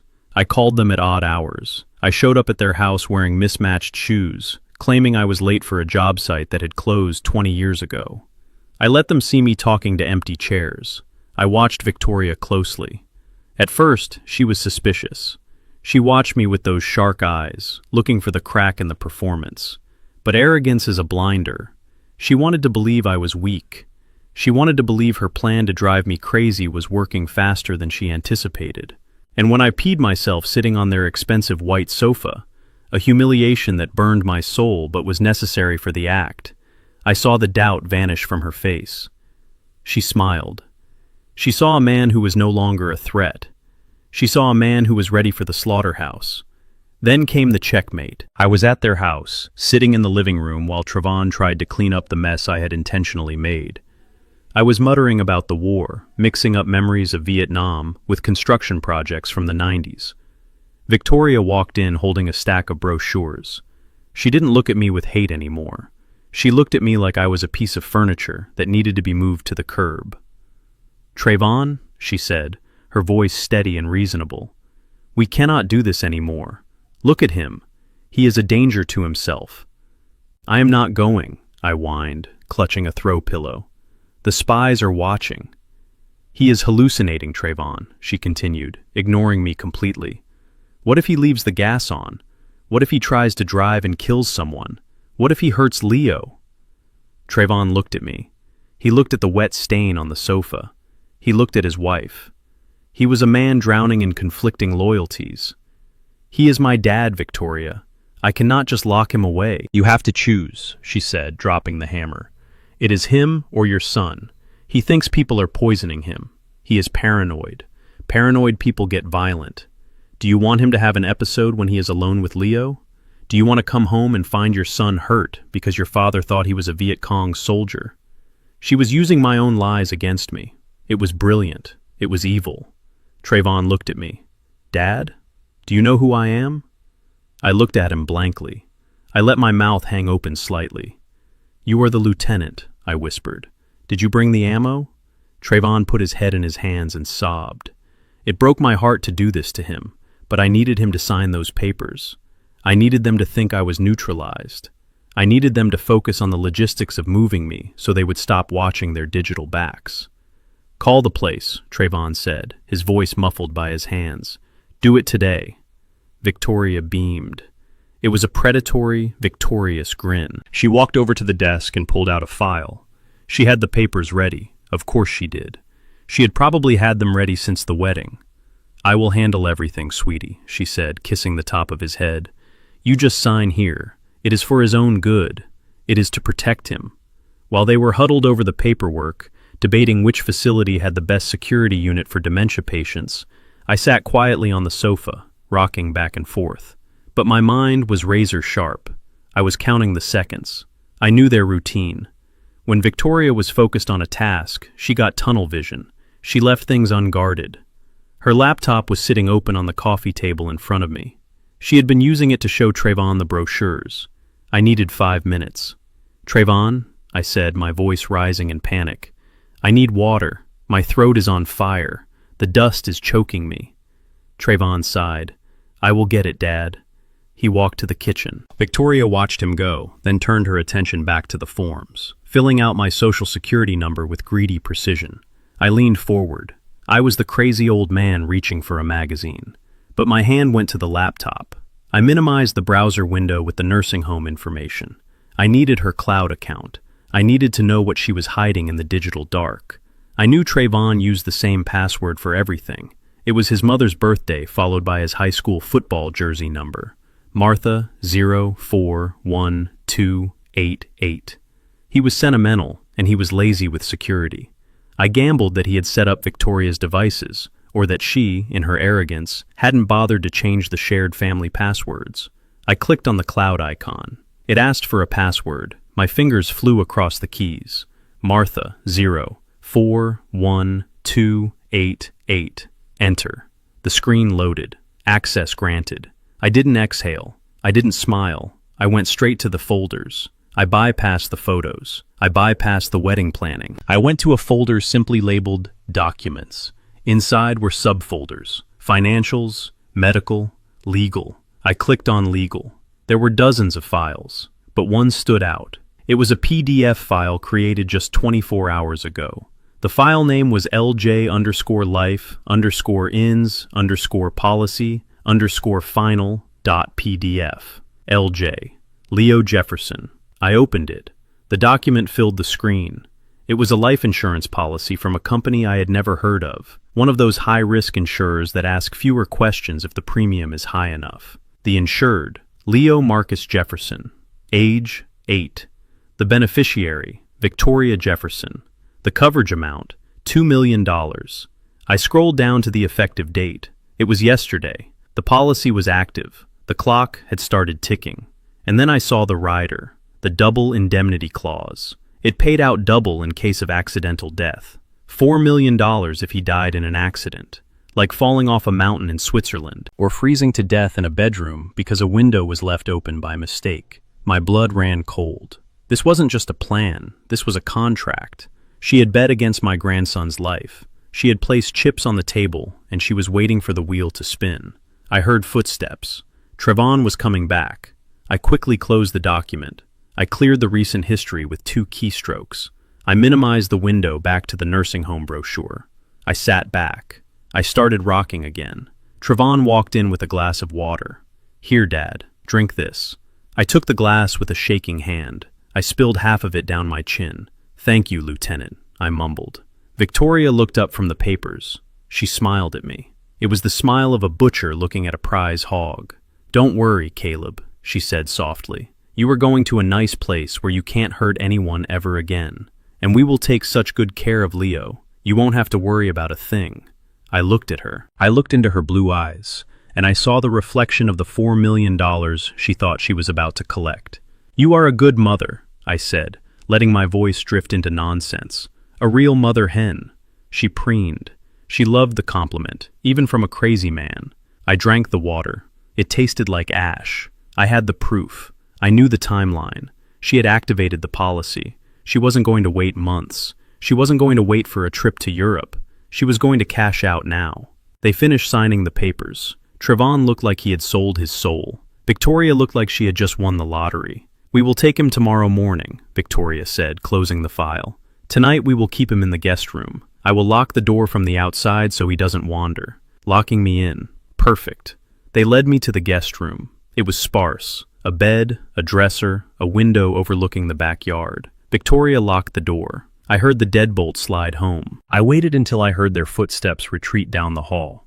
I waited until the house was silent. Then I stood up. I walked to the window. I wasn't rocking anymore.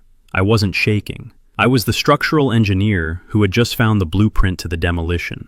She thought she had trapped a senile old man. She didn't know she had just locked a wolf in the sheep pen.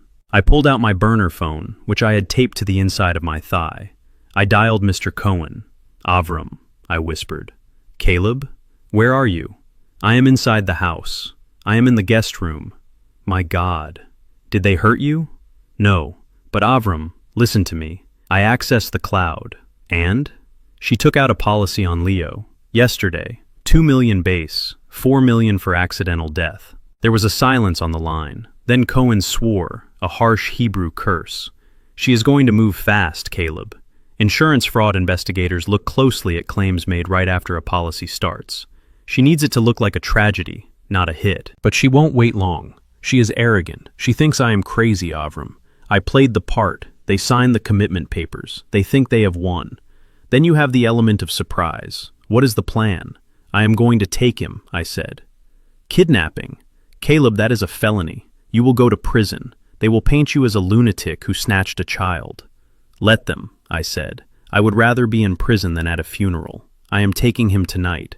But I need you to be ready. When they call the cops, and they will, I need you to meet us at the station. Bring the file. Bring the photos of the dead kids from Florida and Ohio. Bring everything. I will be there, Cohen said. Be careful, my friend. I hung up.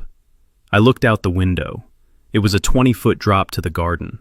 I was 69 years old. My knees were bad. My back was stiff. But I looked at the drain pipe running down the side of the wall. It was sturdy, copper, bracketed into the brick every 2 feet. I had inspected it myself when the house was built. I knew its load-bearing capacity. I opened the window. The cold air hit me. It was time to stop acting and start moving. I wasn't Caleb the senile grandfather anymore. I was Caleb the soldier, and I was going behind enemy lines to extract the package. I climbed out onto the ledge. I grabbed the cold copper pipe. Hang on, Leo, I whispered into the wind. Grandpa is coming. And this time, I am not asking for permission. The next morning started with a lie so bright it blinded my son. Victoria stood in the kitchen making pancakes, looking for all the world like a mother who hadn't just signed a death warrant for her stepson. I was sitting at the table, drooling slightly into my oatmeal, playing the part of the confused geriatric to perfection. We should do something special, Victoria announced, flipping a pancake with a flourish. Before Caleb goes to the facility tomorrow. A farewell trip. A family memory. Trevon looked up from his coffee, his eyes rimmed with red. He looked at me with a mixture of guilt and relief. A trip? Where? The Grand Canyon, Victoria said. She said it casually, like she was suggesting a trip to the grocery store. I have always wanted to take Leo. The air is so fresh there. It would be good for his lungs. And the views are spectacular. I froze, my spoon hovering halfway to my mouth. The Grand Canyon. A mile-deep gash in the earth, a place where gravity is the only law that matters, a place where tourists fall to their deaths every single year, slipping on loose gravel or getting too close to the edge for a selfie. It was the perfect stage for a tragedy. No witnesses, just a tragic slip, a grieving stepmother, and a $4 million payout. Trevon hesitated. It is a long drive, Victoria, and with Dad in his condition. We won't take your dad, she said quickly, her hand resting on Trevon's shoulder. The transport service is coming for him tomorrow morning. We will leave him here with the nurse I hired for the day. This trip is for Leo. He needs to see something beautiful before everything changes. She looked at Leo. My grandson was sitting quietly, clutching the teddy bear I had given him. He looked terrified. He knew. Children have an instinct for danger that adults often lose. He knew he was being taken to a slaughterhouse. That sounds nice, Trevon said finally, the fight gone out of him. Leo would like that. I sat there, my mind racing. She was separating the herd. She was leaving me behind to be collected like trash, while she took my son and grandson to the edge of a cliff. If I did nothing, by tomorrow night, Leo would be a statistic, and I would be locked in a secure memory care unit, screaming a truth no one would believe. I couldn't call the police. I had played my role too well. To the world, I was a senile old man who thought he was still in the war. If I called 911 and said my daughter-in-law was planning to push my grandson off a cliff, they would send a psychiatric team, not a squad car. I had no hard proof of intent, just a pattern that only I could see. I had to handle this myself. I waited until they left the room to pack. I moved fast. I grabbed my bag from under the bed where I had stashed it. I climbed out the window, sliding down the drain pipe with an agility born of pure adrenaline.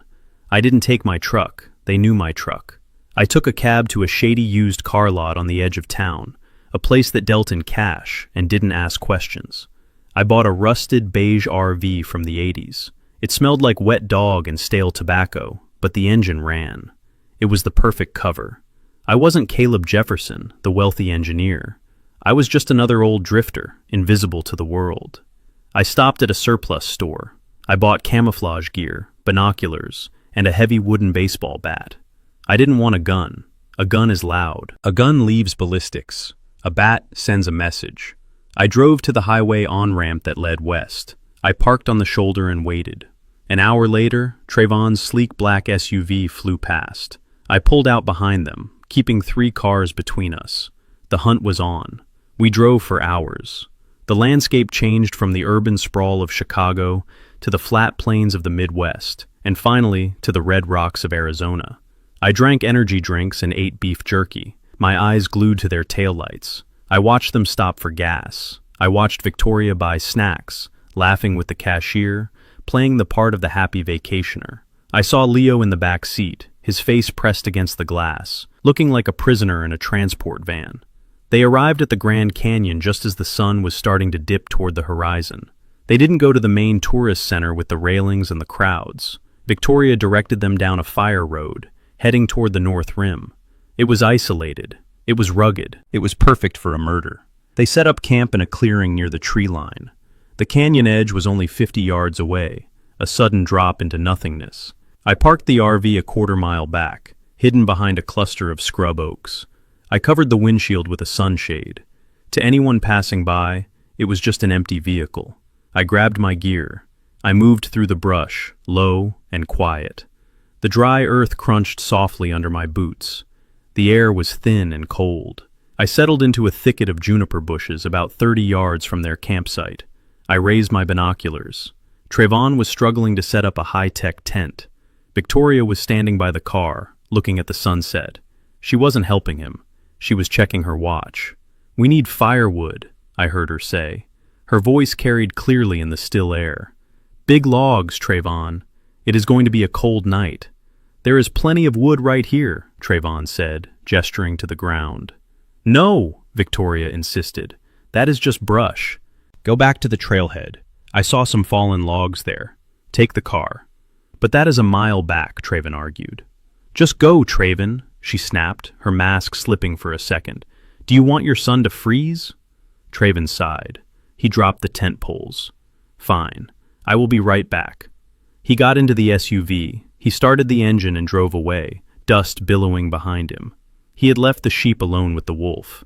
My heart started to hammer against my ribs. This was it. This was the moment she had been planning for months. The sun was setting, casting long, blood-red shadows across the canyon floor. The light was fading fast. "Come on, Leo," Victoria said. Her voice changed instantly. It became sweet, cloying. "Let's go look at the view while Daddy is gone. It is so beautiful." Leo shook his head. He was clutching the bear I had given him. "No," he whispered. "I want to stay here." "Don't be a baby," Victoria said, grabbing his hand. She pulled him hard. He stumbled. "Come on. I want to get a picture of you on the edge, for your grandpa." She dragged him toward the precipice. I stood up in the bushes. I gripped the baseball bat until my knuckles turned white. I was 69 years old. My knees ached. My back was stiff.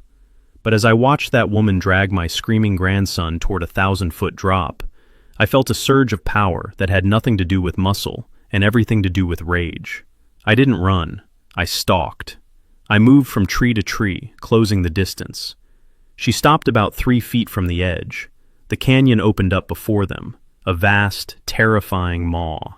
The wind whipped Leo's hair. He was crying now, trying to pull away, digging his heels into the dirt.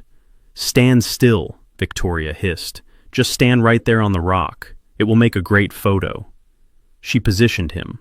She turned him so his back was to the drop. She let go of his hand and took a step back, pulling her phone out of her pocket. "Back up a little more," she said. "The light isn't right. Just one more step, Leo." Leo shook his head, his eyes wide with terror. He looked past her, into the trees. He was looking for help. He was looking for his father. Instead, he saw me. I stepped out of the shadows. I was 10 feet away. I raised the bat. I didn't say a word. I didn't want to startle him. I didn't want him to step back in fear. Victoria didn't see me. She was focused on her prey. She put the phone back in her pocket. She looked around quickly to make sure they were alone. Then she reached out her hands. She wasn't reaching for a hug. Her palms were open, flat. She was preparing to shove him. "Goodbye, Leo," she whispered. She lunged, and I swung. The wind at the edge of the canyon was different from the wind in the city, because it carried the silence of a million years. It hissed through the juniper bushes and whipped my grandson hair across his face. I stood 10 feet away, hidden by the trunk of a twisted pine tree, gripping the handle of the baseball bat until my arthritis flared. I watched Victoria place her hands on Leo's shoulders. She did not cup them in a gesture of affection. Her palms were flat against his shoulder blades. Her fingers were spread wide to maximize the surface area for the shove. "Step back, Leo," she said, her voice carried by the wind. "Just one more step. The light is perfect right there." Leo was crying. His chest was hitching with the start of a panic attack. The lack of medication in his system meant his lungs were already tight, and the fear was closing his throat. He coughed a dry, hacking sound that rattled in his small chest. He tried to turn around to look at her, but she held him firm. "Don't move," she snapped. "Look at the sunset. Look at how far down it goes." I saw her muscles tensed. I saw her weight shift to her back foot, preparing for the thrust. She checked left then right one last time. We were alone. The sun was dipping below the horizon, painting the sky in violent shades of bruised purple and blood orange. It was the perfect time for an accident. The shadows were long. Visibility was poor. She took a breath. I saw her elbows lock. I did not think about the consequences. I did not think about prison. I did not think about my son. I thought about physics. I calculated the distance, the velocity, and the angle. If I was a second too late, gravity would win. I lunged. I moved with a speed I did not know I still possessed. It was the desperate energy of a man watching his world teeter on a ledge. I swung the heavy wooden bat, not at her head, but at her arm. I aimed for the fulcrum point, the elbow that was about to extend and send my grandson into the abyss. The wood connected with bone. There was a sickening crack, a sound like a dry branch snapping under a boot. Victoria screamed. It was a primal shriek of pain and shock. She spun around, clutching her arm. The force of the blow broke her contact with Leo. He stumbled forward, his momentum carrying him toward the edge. I dropped the bat and dove. I hit the ground hard, sliding on the loose gravel. My hand shot out and grabbed the back of Leo's shirt. I dug my boots into the dirt, seeking purchase. I pulled with 40 years of construction strength. I yanked him back from the precipice. We rolled together into the dirt, away from the drop. I wrapped my arms around him, shielding his small body with my own. He was shaking violently, burying his face in my chest, sobbing into my coat. I looked up. Victoria was on her knees, 10 feet away. She was holding her arm. Her face was contorted, not with pain, but with a rage so pure it looked demonic. She looked at me, and she realized the game had changed. She realized I was not the senile old fool she thought she had left in Chicago. "You," she hissed. "You are supposed to be in a home." She scrambled to her feet. For a second I thought she was going to run. But she did not run. She looked toward the trail where Trayvon had gone. She heard the sound of the SUV engine in the distance returning with the firewood. Her expression shifted instantly. The rage vanished, replaced by a mask of absolute terror. She reached up and clawed at her own face, dragging her nails down her cheeks until blood welled up. She grabbed the collar of her shirt and ripped it open, exposing her shoulder. She threw herself onto the ground and began to scream. "Help!" she shrieked, her voice piercing the canyon silence. "Trayvon, help me! He is killing us!" I stayed on the ground, holding Leo tight. I did not move. I did not try to stop her. I knew what she was doing. She was building a narrative. She was creating a crime scene where I was the aggressor, and she was the victim. Daddy Leo whimpered. "It is okay, son," I whispered. "Grandpa is here. Do not look at her, just look at me." The SUV tires crunched on the gravel nearby. A car door slammed. Footsteps came pounding through the brush. Victoria Help screamed again, pitching her voice even higher. "He has a bat. He is crazy." Trayvon burst into the clearing. He stopped dead. He took in the scene with eyes wide with horror. He saw his wife on the ground bleeding and screaming. He saw his father holding his son in the dirt, a baseball bat lying nearby. He saw the red marks on Victoria's face. He drew the wrong conclusion. It was the conclusion she had engineered him to draw. "Dad," Trayvon roared. He did not ask questions. He did not hesitate. He launched himself at me. He was 30 years younger and full of righteous fury. He tackled me, knocking me away from Leo. My head hit the hard ground, and stars exploded in my vision. "Trayvon, stop!" I gasped, trying to shield my face. He punched me. His fist connected with my jaw. It was a solid hit. He was my son, and I had taught him how to throw a punch when he was 10 years old. Now he was using that lesson against me. "Get off him," Trayvon screamed, hitting me again in the ribs. "Get away from my family, you psycho." I took the hits. I did not fight back. I curled up trying to protect my vital organs. I could hear Victoria sobbing in the background, spurring him on. "He tried to throw us off," she cried. "He jumped out of the bushes. He hit me with the bat, Trayvon. He broke my arm. Kill him, Trayvon, before he kills Leo." Trayvon raised his fist for a killing blow. His eyes were wild. He looked like a stranger. He looked like a man possessed by the need to protect his own. I had to end this. I had to break the spell. "Look up," I shouted, spitting blood. "Trayvon, look at the sky." He froze his fist, hovering inches from my face. He was panting, his breath coming in ragged gasps. "What?" he snarled. "Look up, boy," I wheezed, pointing a shaking finger toward the darkening sky above the canyon. He hesitated. Then slowly he lifted his head. Hovering 20 feet above us, silent and steady, was a black drone. Its 4 rotors spun in a blur. A single red light blinked on its underbelly like an unblinking eye. It was a high-end surveillance drone, the kind used by surveyors and security firms. I had launched it from the RV 10 minutes ago, setting it to hover and record on a loop. It saw everything I said. My voice raspy. "It is recording Trayvon. It is streaming to a cloud server." Trayvon stared at the drone. Then he looked down at me. The rage in his eyes flickered, replaced by confusion. "What are you talking about, Dad?" I pushed him off me. I sat up, wiping blood from my lip. My ribs screamed in protest, but I ignored them. I pointed at Victoria, who had gone suddenly silent. "Ask her," I said. "Ask her why she had Leo standing 3 inches from the edge. Ask her why she put her hands on his back. Ask her why she ripped her own shirt before you got here." "That is a lie," Victoria screamed, scrambling backward. "He is lying, Trayvon. He brought a drone to spy on us. He is a stalker. He attacked me. Look at my arm." Trayvon looked at her. Then he looked at the bat lying in the dirt. Then he looked at Leo. Leo was sitting up now. He wasn't crying anymore. He was staring at his father with a look of profound disappointment. "She hurt me, Daddy," Leo whispered.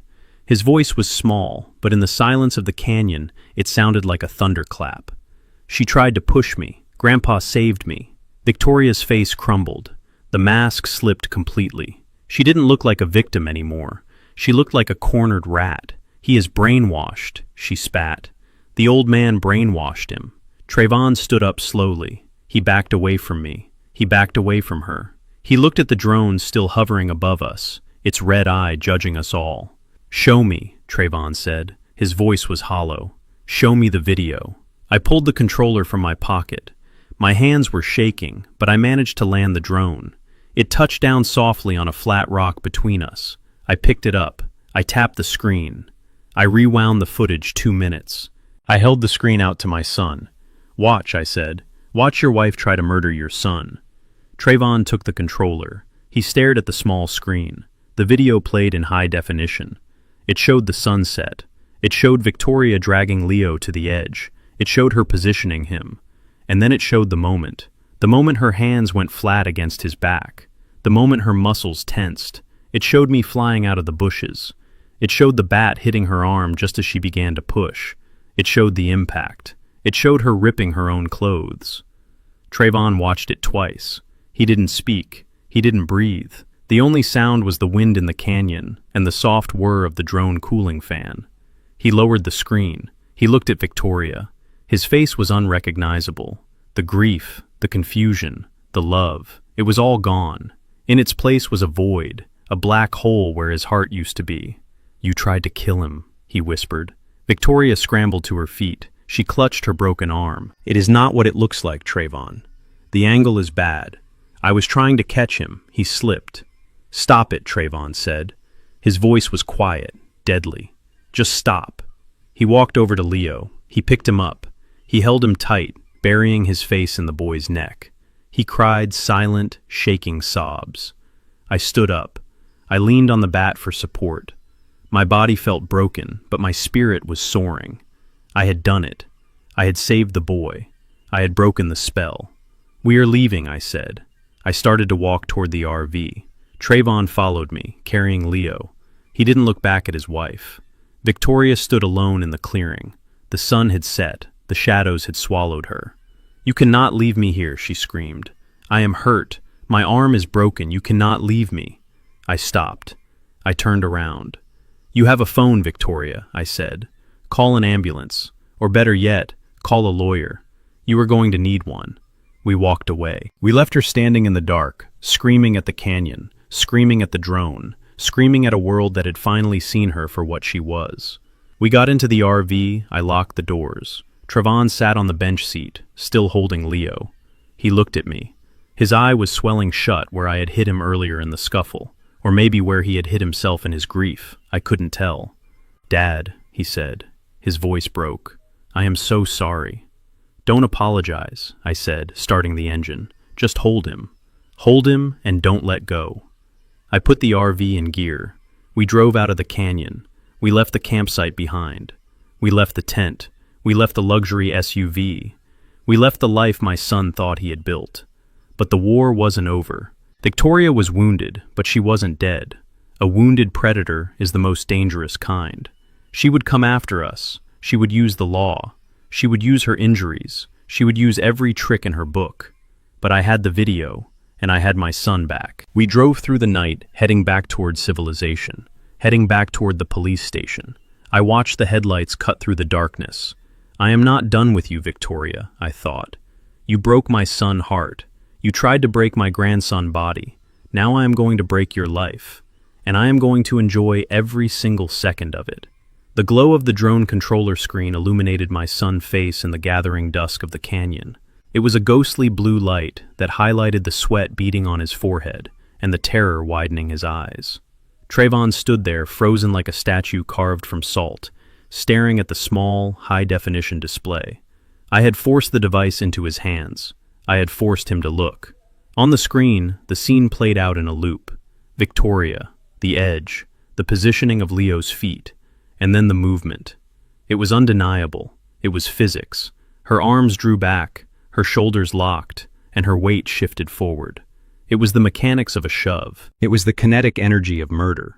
I watched Trayvon watch his wife try to kill his son. I waited for the rage. I waited for the scream. I waited for him to turn on her and unleash the fury of a father protecting his young. But the scream never came. Instead, he started shaking. His head shook back and forth, a violent tick of denial. He tapped the screen with a trembling finger, rewinding the footage again and again, desperate to find a different angle, desperate to find a version of reality where he had not married a monster. "No," he whispered. His voice was thin and reedy, like a child lost in the dark. "That is not right. The camera angle is weird, Dad. It is a trick of the light." I grabbed his shoulder, my fingers digging into the expensive fabric of his camping jacket. "Look at her elbows, Trayvon. Look at how she braces her feet. She was just fixing his coat," Trayvon stammered, his eyes darting around the clearing, looking anywhere but at me, anywhere but at the truth. There was dust on his shoulder. She was brushing it off. She was trying to keep him warm. You know how she worries about him getting cold. He was hallucinating. He was looking at attempted murder and seeing affection, because the alternative was too shattering to accept. If he accepted what he saw, he had to accept that he had let a predator into his bed. He had to accept that he had exposed his vulnerable son to a killer for months. His mind was snapping under the weight of his own guilt, so he chose blindness. "She loves him," Trayvon babbled, his voice rising in hysteria. "She makes him soup. She takes him to doctors. Why would she hurt him? You are crazy, Dad. You brought this drone here to frame her. You manipulated the video somehow. This is deep fake technology, isn't it? You hated her from the start, so you built this lie." I looked at my son. He was 32 years old. He was an architect. He built skyscrapers. He understood structure and stability. But standing there in the dirt, he was a ruin. He was collapsing in on himself, held together only by the mortar of his own delusions. He looked at Victoria, who was still on the ground, clutching her arm, And he looked at me, and I saw the decision forming in his eyes. He was going to choose the lie. He was going to choose her, because admitting the truth would destroy him. "It is a lie," he shouted, throwing the controller onto the ground. "It is all a lie." The controller cracked, but the screen stayed on, the loop playing on in the dust. Victoria winding up, Victoria pushing. I felt a coldness settle over me. It was the coldness of a surgeon who realizes the limb cannot be saved and must be amputated. I looked at Trayvon. I saw the weakness that had allowed this to happen. I saw the cowardice that had almost cost Leo his life. Words were not going to reach him. Logic was not going to reach him. He needed a shock to the system. He needed pain to wake him up from this nightmare. I stepped forward. I didn't wind up. I didn't telegraph the move. I just swung. My open hand connected with the side of his face with a sound like a pistol shot. It wasn't a tap. It wasn't a warning. It was a full-force slap, delivered with the weight of a man who spent 40 years swinging hammers and hauling steel. It was the physical manifestation of 30 years of disappointment. Trayvon's head snapped back. He stumbled, losing his footing on the loose gravel. He caught himself before he fell, his hand flying to his mouth.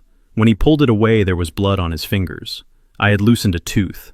I had cut his lip. He stared at me in shock. I had never hit him. Not once. Not when he wrecked my car in high school. Not when he dropped out of his first college. I was a firm father, but I was never violent. "Are you awake now?" I roared, my voice echoing off the canyon walls. Trayvon spat blood into the dirt. "You hit me," he whispered. "I hit you because words were not working," I said, stepping into his space, forcing him to look at me. "I hit you because you are standing there, watching a video of your wife trying to murder your child, and you were talking about dust on a jacket. Are you a man, Trayvon, or are you a puppet?" He opened his mouth to argue, to defend her again, but I didn't let him. I reached inside my coat. I pulled out the folded packet of papers I had printed from the cloud. I had carried them against my chest like armor. "You want to talk about love?" I asked. "You want to talk about how much she cares?" I threw the papers at him. The wind caught them, scattering the white sheets against his chest. He instinctively grabbed them to keep them from blowing away. "Look at them," I commanded. "Read the numbers." Trayvon looked down. In the fading light, the bold black letters stood out stark and damning. Life insurance policy. Insured. Leo Jefferson. Beneficiary. Victoria Jefferson. He flipped the page. His eyes scanned the document. I saw the exact moment the words registered. I saw his eyes widen as he read the payout amount. $2 million. "Keep reading," I said, my voice dropping to a growl. "Read the rider. Read the double indemnity clause." He turned the page. His hands were shaking so hard the paper rattled. Accidental death. $4 million. The effective date was yesterday. He looked up at me. His face was pale, the blood on his lip a stark contrast to his ashen skin. "She took this out yesterday," he whispered. "She bet against his life, Trayvon," I said. "She didn't bring him here for the view. She brought him here to cash a check. $4 million for a slip on a rock. $4 million for a tragic accident in a remote location. She wasn't dusting his coat. She was pushing him toward her payday." Trayvon looked at the papers. Then he looked at Victoria. She was standing up now, cradling her broken arm. She had stopped screaming. She was watching us, her eyes darting between the papers and Trayvon's face. She knew the game was up. She knew the paper trail was the one thing she couldn't cry her way out of. "Trayvon," he said her name like it was a question, like he was begging her to have an answer. "Tell me this isn't real. Tell me you didn't do this." Victoria's face hardened. The mask of the victim fell away completely. She stood up straighter. She looked at him with pure contempt. "We needed the money, Trayvon," she said. Her voice was flat, devoid of emotion. "You are broke. You owe everyone. Your father sits on millions and gives us nothing. I was doing what I had to do to save us." "Save us," Trayvon choked out. "By killing my son." "He was weak," she spat. "He is sick all the time. He drains our resources. We could have had a fresh start. We could have had our own children, healthy children. With $4 million, we could have been kings." Trayvon dropped the papers. He looked like he was going to be sick. The reality of who he had been sleeping with crashed down on him. He fell to his knees in the dirt, sobbing. Not the denial sobbing from before, but the gut-wrenching sound of a man whose soul has been ripped out. I watched him fall. I felt a pang of pity, but it was fleeting. I didn't have time for pity. The sun was gone, the canyon was dark, and we were miles from civilization with a woman who had nothing left to lose. Victoria looked at Trayvon weeping in the dust. She realized he was useless to her now. She realized the bridge was burned. Her eyes snapped to Leo. Leo was standing by my leg, clutching my pants. He was the only asset she had left. He was her leverage. If she had him, she could bargain. If she had him, she could still claim it was a kidnapping. She moved fast, faster than I expected for someone with a broken arm. Adrenaline is a powerful drug. "Leo," she screamed, lunging toward us. "Come to mommy." She wasn't limping anymore. She was sprinting. Her good hand was outstretched, claws hooked, ready to grab. I shoved Leo behind me. I stepped between them. But she didn't stop. She was feral. She was going to tear through me to get to him. She reached into her pocket. I saw the glint of metal, a pocket knife, the kind you use for cutting rope or slicing apples. I didn't hesitate. I reached into the duffel bag I had dropped at my feet. My hand closed around the cold steel of the stock. I pulled out the shotgun. I didn't aim it at the sky. I didn't fire a warning shot.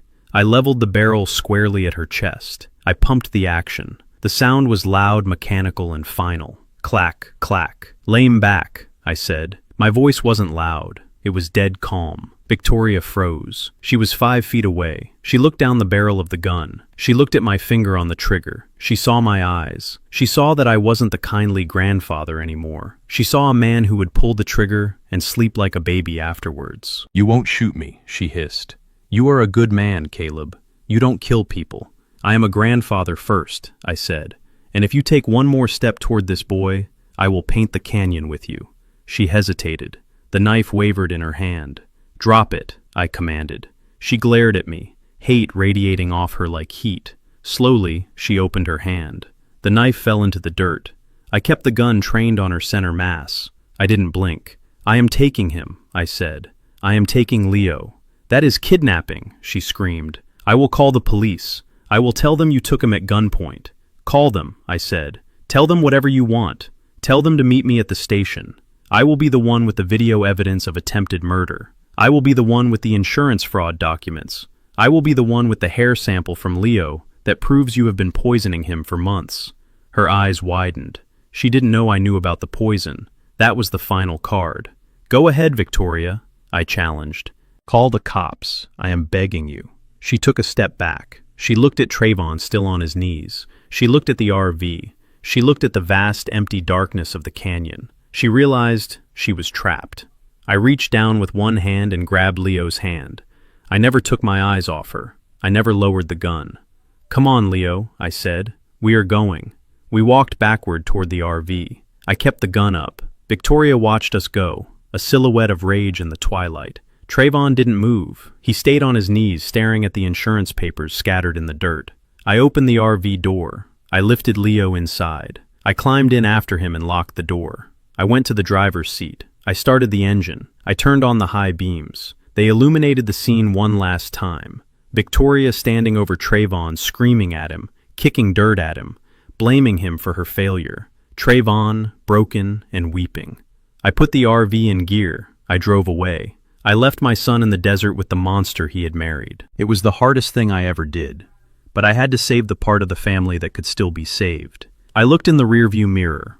Leo was sitting at the table, clutching the bear staring out the back window. "Where are we going, Grandpa?" he asked, his voice small. "We are going to a safe place, Leo," I said, "and we are going to make sure she never hurts you again." I drove into the night, leaving the canyon behind. But I knew the chase wasn't over. Victoria would find a way back. She would spin a story. She would play the victim. But this time, I was ready. I had the gun. I had the boy. And I had the truth. And I was driving straight to the only place where all three would matter. The police station. The flashing lights in my rearview mirror were not a surprise. They were an inevitability. Victoria had played her card, and now the state of Arizona was responding with full force. I saw the blockade ahead before I even slowed down. 3 patrol cars were parked across the highway, their lights painting the desert night in violent shades of red and blue. Officers stood behind their doors, guns drawn and leveled at my windshield. I was a 69-year-old black man driving a beat-up RV with a stolen child and a shotgun in the passenger seat. I knew exactly how this looked to them. I knew that one wrong move, one sudden twitch, would end with me bleeding out on the asphalt, while Victoria walked away with everything. I looked at Leo. He was curled up in the passenger seat, clutching the teddy bear, his eyes wide with a terror that no child should ever know. "Listen to me, Leo," I said, keeping my voice calm and steady. "Grandpa has to go outside now. The police are going to yell. They are going to be scary, but you have to be brave. Do not let them take you back to her. Do you understand? You tell them the truth." "I understand, Grandpa," Leo whispered. I put the RV in park. I turned off the engine. I threw the keys out the window so they would clatter on the road. I wanted them to know I was not running. I raised my hands high, pressing them against the glass. "Driver, exit the vehicle," the loudspeaker boomed. "Step out slowly with your hands in the air." I opened the door. The cold desert air hit me. I stepped down onto the road. The spotlights blinded me. I could not see the officers, but I could feel the tension in the air. It was a physical weight. "I am unarmed," I shouted, my voice cracking with the dust and the stress. "The gun is inside. I am surrendering. Get on the ground, now." I went down to my knees. The gravel dug into my skin. I interlaced my fingers behind my head. They rushed me. Heavy boots pounded the pavement. Rough hands grabbed my arms, twisting them behind my back. I felt the cold bite of the handcuffs. They slammed me against the side of the RV. They were not gentle. To them, I was a kidnapper, a monster who had snatched a boy from his grieving parents. "Where is the boy?" an officer screamed in my ear. "He is inside," I gasped, my face pressed against the metal. "He is safe. Please listen to me. Do not give him back to her. She is trying to kill him." "Shut up," the officer barked. "You have the right to remain silent." I twisted my head, trying to make eye contact with anyone. I saw a sergeant walking toward me. He looked older, experienced. "I demand to speak to your captain," I shouted. "My name is Caleb Jefferson. I am a structural engineer. I have evidence of attempted murder. You are making a mistake." The sergeant looked at me. He did not see an engineer. He saw a criminal. He saw a fugitive. "Get him in the car," he ordered. "Secure the boy." I watched helplessly as they brought Leo out. He was crying, reaching for me. "Grandpa!" he screamed. "I am here, Leo," I shouted back as they shoved me into the back of the cruiser. "I am fighting for you." They drove us to the station in silence. I sat in the cage, my mind racing. I had expected this. I had planned for this. But being in chains while the woman who tried to murder my grandson played the victim was a bitterness I could not swallow. I just hoped Cohen was close. I hoped the cavalry was coming. The interrogation room was a cold concrete box that smelled of stale coffee and fear. They chained my wrist to the table. I sat there alone for what felt like an hour. I knew what was happening outside. They were processing me. They were calling Victoria. They were setting the stage for her performance. The door opened. The sergeant walked in, but he was not alone. Victoria walked in behind him. She was a masterpiece of manipulation. She had her arm in a sling. Her hair was disheveled, just enough to suggest distress, but not enough to look messy. Her face was scrubbed clean of makeup, leaving her looking pale and vulnerable. She looked at me, and then she looked at the sergeant, and she burst into tears. It was a performance that deserved an award. She collapsed into the metal chair opposite me, sobbing into a tissue. Her shoulders shook. She looked small. She looked fragile. She looked like the very picture of a mother whose heart had been broken. "Oh, thank God," she wept, her voice trembling. "Is Leo okay, Sergeant? Did he hurt him?" "The boy is fine, ma'am," the sergeant said, his voice softening as he spoke to her. "He is with Child Services in the other room. We are processing the paperwork to release him to you now." My blood ran cold. "To her," I interrupted, my voice booming in the small room. "You are giving him back to the woman who tried to push him off a cliff. Are you insane?" The sergeant slammed his hand on the table. "Quiet. You are in enough trouble, Jefferson." Victoria looked at me with wide, fearful eyes. She shrank back in her chair, as if my words were physical blows. "Why are you doing this, Caleb?" she sobbed. "Why do you hate me so much? I just wanted to take a family photo. I just wanted us to be happy." She turned to the sergeant, her eyes pleading. "He has dementia. We were going to put him in a home tomorrow. That is why he snapped." He attacked me with a baseball bat. He broke my arm. Then he took Leo at gunpoint. He kept screaming about poison and insurance money. He is paranoid, Sergeant. He is sick. It was the perfect narrative. It fit every piece of evidence they had seen. The bat, the broken arm, the gun, the abduction. It played into every bias in the room. Here was the sweet white mother, injured and terrified. And here was the angry, violent black man, ranting about conspiracies. I looked at the sergeant. I saw the look in his eyes. He had already made up his mind. He saw a predator and a victim, and I was not the victim. "He is dangerous," Victoria whispered. "Please, just let me take my son home. He has been through enough." The sergeant nodded. "We are charging you with kidnapping, aggravated assault, and child endangerment," the sergeant said to me. "You are going away for a long time, Mr. Jefferson." He stood up. He unclipped the keys to my cuffs from his belt. He wasn't unlocking me. He was getting ready to transport me to a cell. "Don't do it," I said, my voice low and desperate. "Check her background. Check the names Ethan and Sophie. Check the states of Ohio and Florida." Victoria flinched. It was microscopic, a tiny tightening of her jaw, but I saw it. The sergeant did not. "That is enough," the sergeant said. "Officer, bring the boy out so Mrs. Jefferson can take him." My heart stopped. If she took him now, she would disappear. She would cross the state line. She would finish what she started in the canyon, and she would blame it on the trauma of the kidnapping. She would win. "No," I shouted, struggling against the chains. "She will kill him. You are signing his death warrant." Victoria stood up. She wiped her eyes. She looked at me, and for a second the mask slipped. She smiled.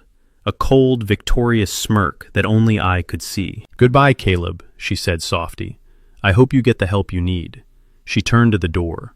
Her hand reached for the handle. She was seconds away from walking out with the prize. The handle turned, but it wasn't her turning it. The door swung open with force, slamming against the wall. Victoria jumped back, startled. A man in a sharp charcoal suit stepped into the room. He carried a leather briefcase in one hand and a small cardboard box in the other. He walked with the confidence of a man who owns every room he enters. Behind him stood two men in navy windbreakers with yellow lettering on the back. FBI. It was Avram Cohen, my lawyer, my friend, my savior. "Nobody is going anywhere," Cohen said. His voice was calm, authoritative, and cold as ice. The sergeant stood up, his hand instinctively going to his belt. "Who are you? This is a restricted area." "I am Avram Cohen, attorney for Mr. Caleb Jefferson," Cohen said, placing the briefcase on the table. "And these gentlemen are special agents with the Federal Bureau of Investigation. We are taking jurisdiction over this case." Victoria froze. Her hand dropped from the doorknob. She looked at the FBI agents, and the color drained from her face. The tears stopped instantly. The fragile mother act evaporated, replaced by the sharp-eyed wariness of a cornered animal. "Jurisdiction?" the sergeant asked, confused. "This is a state kidnapping case. It is an interstate insurance fraud and attempted murder case involving a serial offender," one of the agents said, stepping forward. "We have been tracking a woman matching this description across 3 states. We believe she is responsible for the deaths of 2 other minors." The room went silent. The sergeant looked from the agents to Victoria, who was now backing away toward the wall. Cohen walked over to the table. He didn't look at me. He looked straight at the sergeant. He placed the small cardboard box on the metal table between us. It was a simple white box, the kind used for medical samples. "You were about to release a child to this woman," Cohen said, his voice dripping with disdain. "You were about to hand the victim back to the executioner." "That is ridiculous," Victoria stammered, trying to rally her defenses, but her voice was thin and shaky. "I am his mother, stepmother. This man kidnapped him. He is crazy." Cohen opened the box. Inside was a sealed plastic evidence bag. It contained a lock of dark hair and a small vial of clear liquid. "Before anyone leaves this room," Cohen said, his eyes drilling into the sergeant, "I suggest you run a toxicology screen on this." "What is it?" the sergeant asked, looking at the bag. "It is a hair sample from Leo Jefferson, taken 3 days ago by his grandfather," Cohen said, "and a sample of the vitamin water his stepmother has been forcing him to drink. We had it analyzed by a private lab in Chicago before Caleb left. But I am sure your forensics team will want to verify the results themselves. Cohen paused. He turned his head slowly to look at Victoria. She was pressed against the wall, her chest heaving, her eyes darting around the room, looking for an exit that didn't exist. It is not vitamins, Sergeant Cohen said. It is arsenic. The silence in the interrogation room was heavy enough to crush a man. The FBI agent put on a pair of blue latex gloves and opened the small white box that Cohen had placed on the table. Inside was the vial of clear liquid I had stolen from my son's refrigerator 3 days ago. To the naked eye, it looked like water. To a mother, it looked like hydration. To me, it looked like a weapon. The agent took out a field testing kit. It was a simple setup: a test tube, a reagent solution, a strip of treated paper. I had seen similar kits used on construction sites to test for lead paint or asbestos. Science does not care about your feelings. It does not care about your tears or your alibis. Science only cares about the truth. The agent used a pipette to draw a few drops of the liquid from the vial. He dropped them into the test tube. Then, he added the reagent. He shook it once, twice, 3 times. We all watched. The sergeant leaned in his face inches from the glass. Victoria pressed her back against the cinder block wall, her eyes fixed on the tube with a mixture of terror and defiance. The liquid turned a bright, violent yellow. Arsenic, the agent said, his voice flat. High concentration, enough to kill a horse if given all at once, enough to kill an 8-year-old boy slowly over a few months. It mimics respiratory distress. It shuts down the organs one by one. It looks like a natural decline until the heart just stops. The sergeant recoiled as if the bottle had hissed at him. He looked at the yellow liquid, and then he looked at me. The handcuffs were still biting into my wrists. The realization washed over him. He had almost arrested the savior and released the executioner. "Uncuff him," the sergeant barked at the officer by the door. "Do it now." The officer scrambled to unlock my chains. I rubbed my wrists, feeling the blood flow back into my hands. I did not celebrate. I did not smile. I looked at Victoria. She wasn't looking at the test tube anymore. She was looking at the floor, her mind working at a fever pitch. The evidence was irrefutable. The DNA from the hair sample would match the poison in the water. She was trapped in a box of her own making. "This is a mistake," she whispered. Her voice was trembling, but it wasn't the tremble of fear anymore. It was the tremble of a predator calculating the next jump. "I didn't give him that. I give him vitamins. Someone must have tampered with it." Cohen stepped forward. He pulled a file from his briefcase. "We have the purchase records, Victoria," he said. "We have credit card statements from a shell company registered in your maiden name. You bought industrial-grade arsenic online 3 months ago. We have the shipping manifest. It was delivered to a P.O. box in Gary, Indiana, a box you visited once a week. We have surveillance photos of you picking up the packages." The photos hit the table. Victoria in a hoodie. Victoria wearing sunglasses. Victoria holding a package marked with a chemical hazard symbol. The sergeant looked at the photos. He looked at Victoria. His face hardened into stone. "You poisoned a child," he said, his voice thick with disgust. "You looked me in the eye and cried about your son while you were feeding him rat poison." Victoria let out a strangled sound. It was half sob, half scream. She looked around the room, realizing there was no way out. The FBI agents were blocking the door. The evidence was on the table. The game was over. Or so I thought. But a scorpion always has one last sting. Victoria straightened up. Her posture changed instantly. The slump of the grieving mother vanished. Her spine snapped straight. Her chin went up. Her eyes went dry.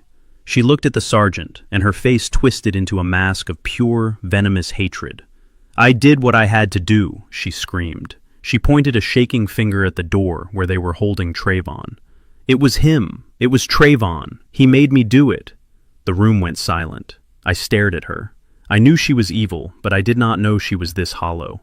"He has gambling debts," she yelled, her voice rising to a fever pitch. "He owes sharks in Vegas. He owes sharks here in Chicago, hundreds of thousands of dollars. They were going to kill him. They threatened to kill me. He begged me. He said it was the only way. He said his father wouldn't give him the money, so we had to get the insurance." She turned to me, her eyes wide and manic. "Caleb, listen to me. Your son is a monster. He forced me. He said if I didn't poison Leo, he would kill me. I was a hostage in my own home. I was trying to give him small doses, just to make him sick enough to get the money for treatment. But Trayvon wanted him dead. He wanted the 4 million. I listened to her lies, and I felt a cold pit open in my stomach. It was a brilliant pivot. It played on the bias. The successful black man with a secret vice. The innocent white woman forced into crime by a brute. She was trying to flip the narrative one last time. "Bring him in," the sergeant ordered. "Bring the husband in." 2 officers dragged Trayvon into the room. He looked like a man who had been hollowed out. His eyes were red. His clothes were dusty from the canyon. He looked at me, and he looked at the floor. He didn't look at Victoria. She pointed at him accusingly. "Tell them, Trayvon. Tell them you made me do it. Tell them about the debts. Tell them you threatened to break my neck if I didn't put the powder in his water." Trayvon stopped. He looked at his wife. He looked at the woman he had married, the woman he had defended against his own father. He heard her words. He heard her painting him as a gambling addict and a murderer to save her own skin. I saw something break in his eyes. It was the last thread of love he had for her. It snapped, audibly in the silence of the room. "I don't gamble," Trayvon whispered. "Liar!" Victoria shrieked. "You are a degenerate gambler.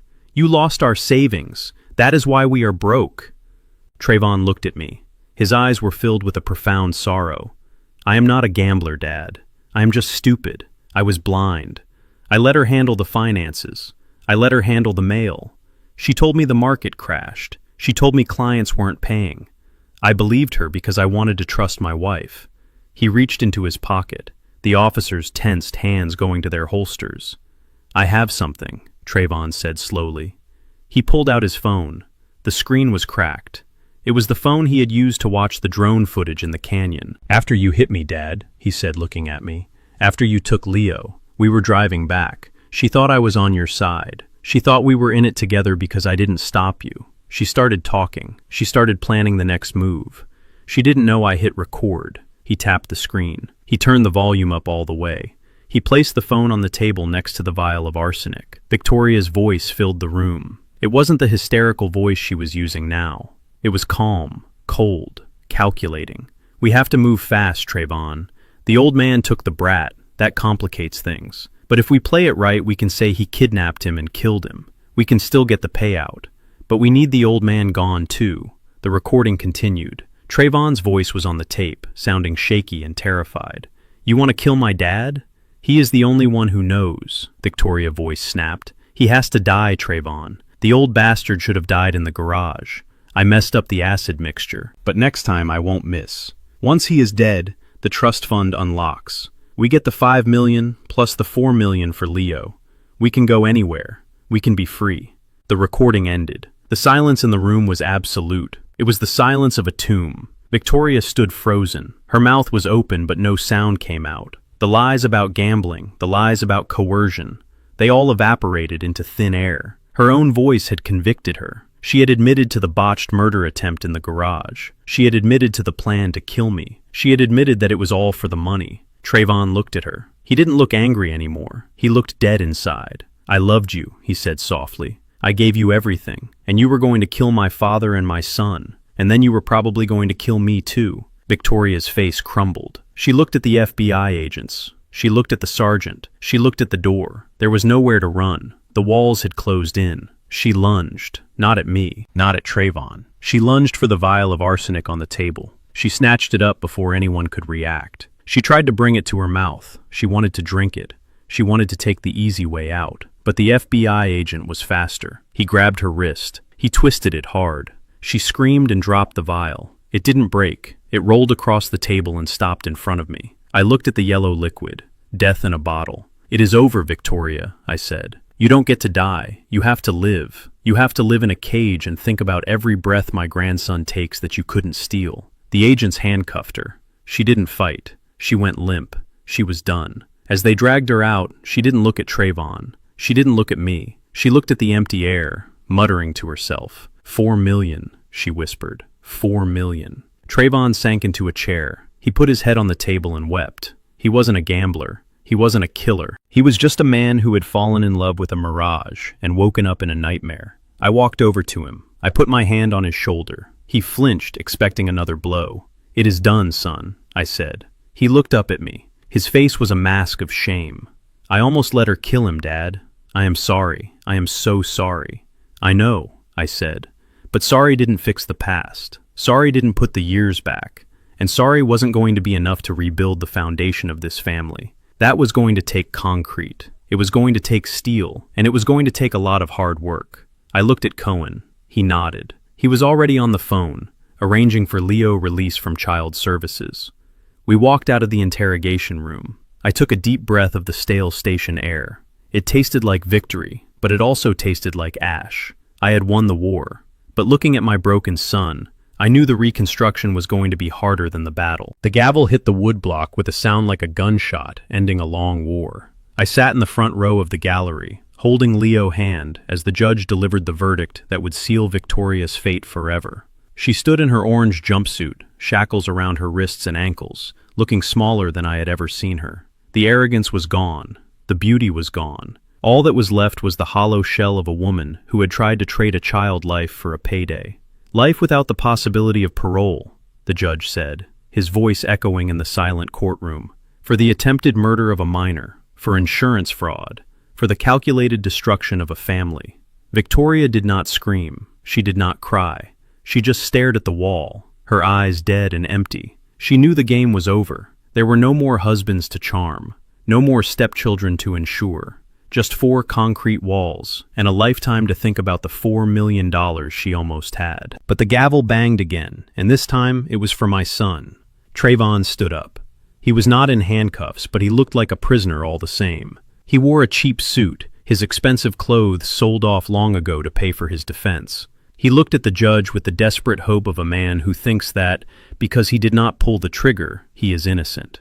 "Mr. Jefferson," the judge said, peering over his glasses, "you were not a co-conspirator in the legal sense. You did not buy the poison. You did not push your son. But your negligence was criminal. You allowed a predator into your home. You ignored the warning signs. You chose your wife over your child's safety, time and time again." Trayvon hung his head.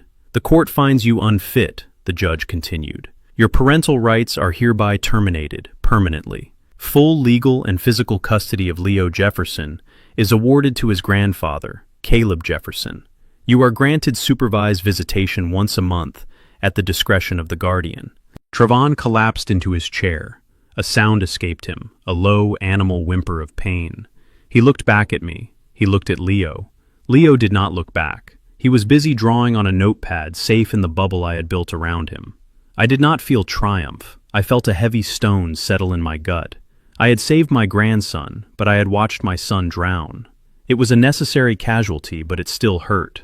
We left the courthouse. The reporters were gone. The circus had packed up. It was just me and Leo walking to my truck. I buckled him in.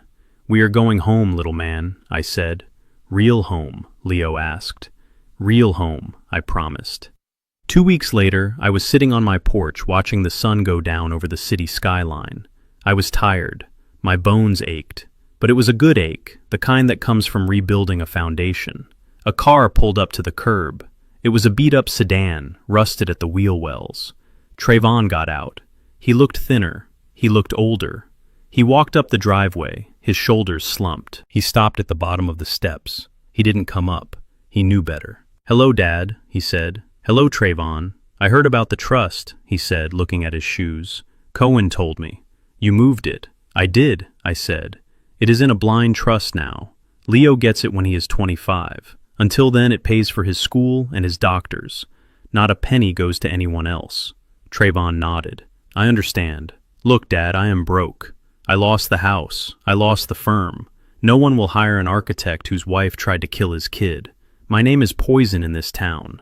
I took a sip of my iced tea. I waited. "I need help," he said, his voice cracking. "Just a loan.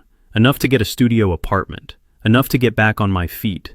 I will pay you back, I swear. You know I am good for it." He looked at me with those puppy dog eyes, the same eyes he used when he was 16 and wrecked the car. He expected me to cave. He expected the checkbook to come out because that is what I had always done. I had always paved the road for him. I stood up. I walked over to a box I had left by the door. I picked it up and walked down the steps. I stood in front of him. "I am not giving you a loan, Trevin," I said. His face fell. "Dad, please. I am living in my car." I held out the box. He took it automatically. He looked inside. It was a yellow hard hat, a pair of heavy leather work gloves, a high-visibility vest. "What is this?" he asked, confused. "I bought my old construction company back," I said. "We start a new project on Monday, a high-rise downtown. We need laborers."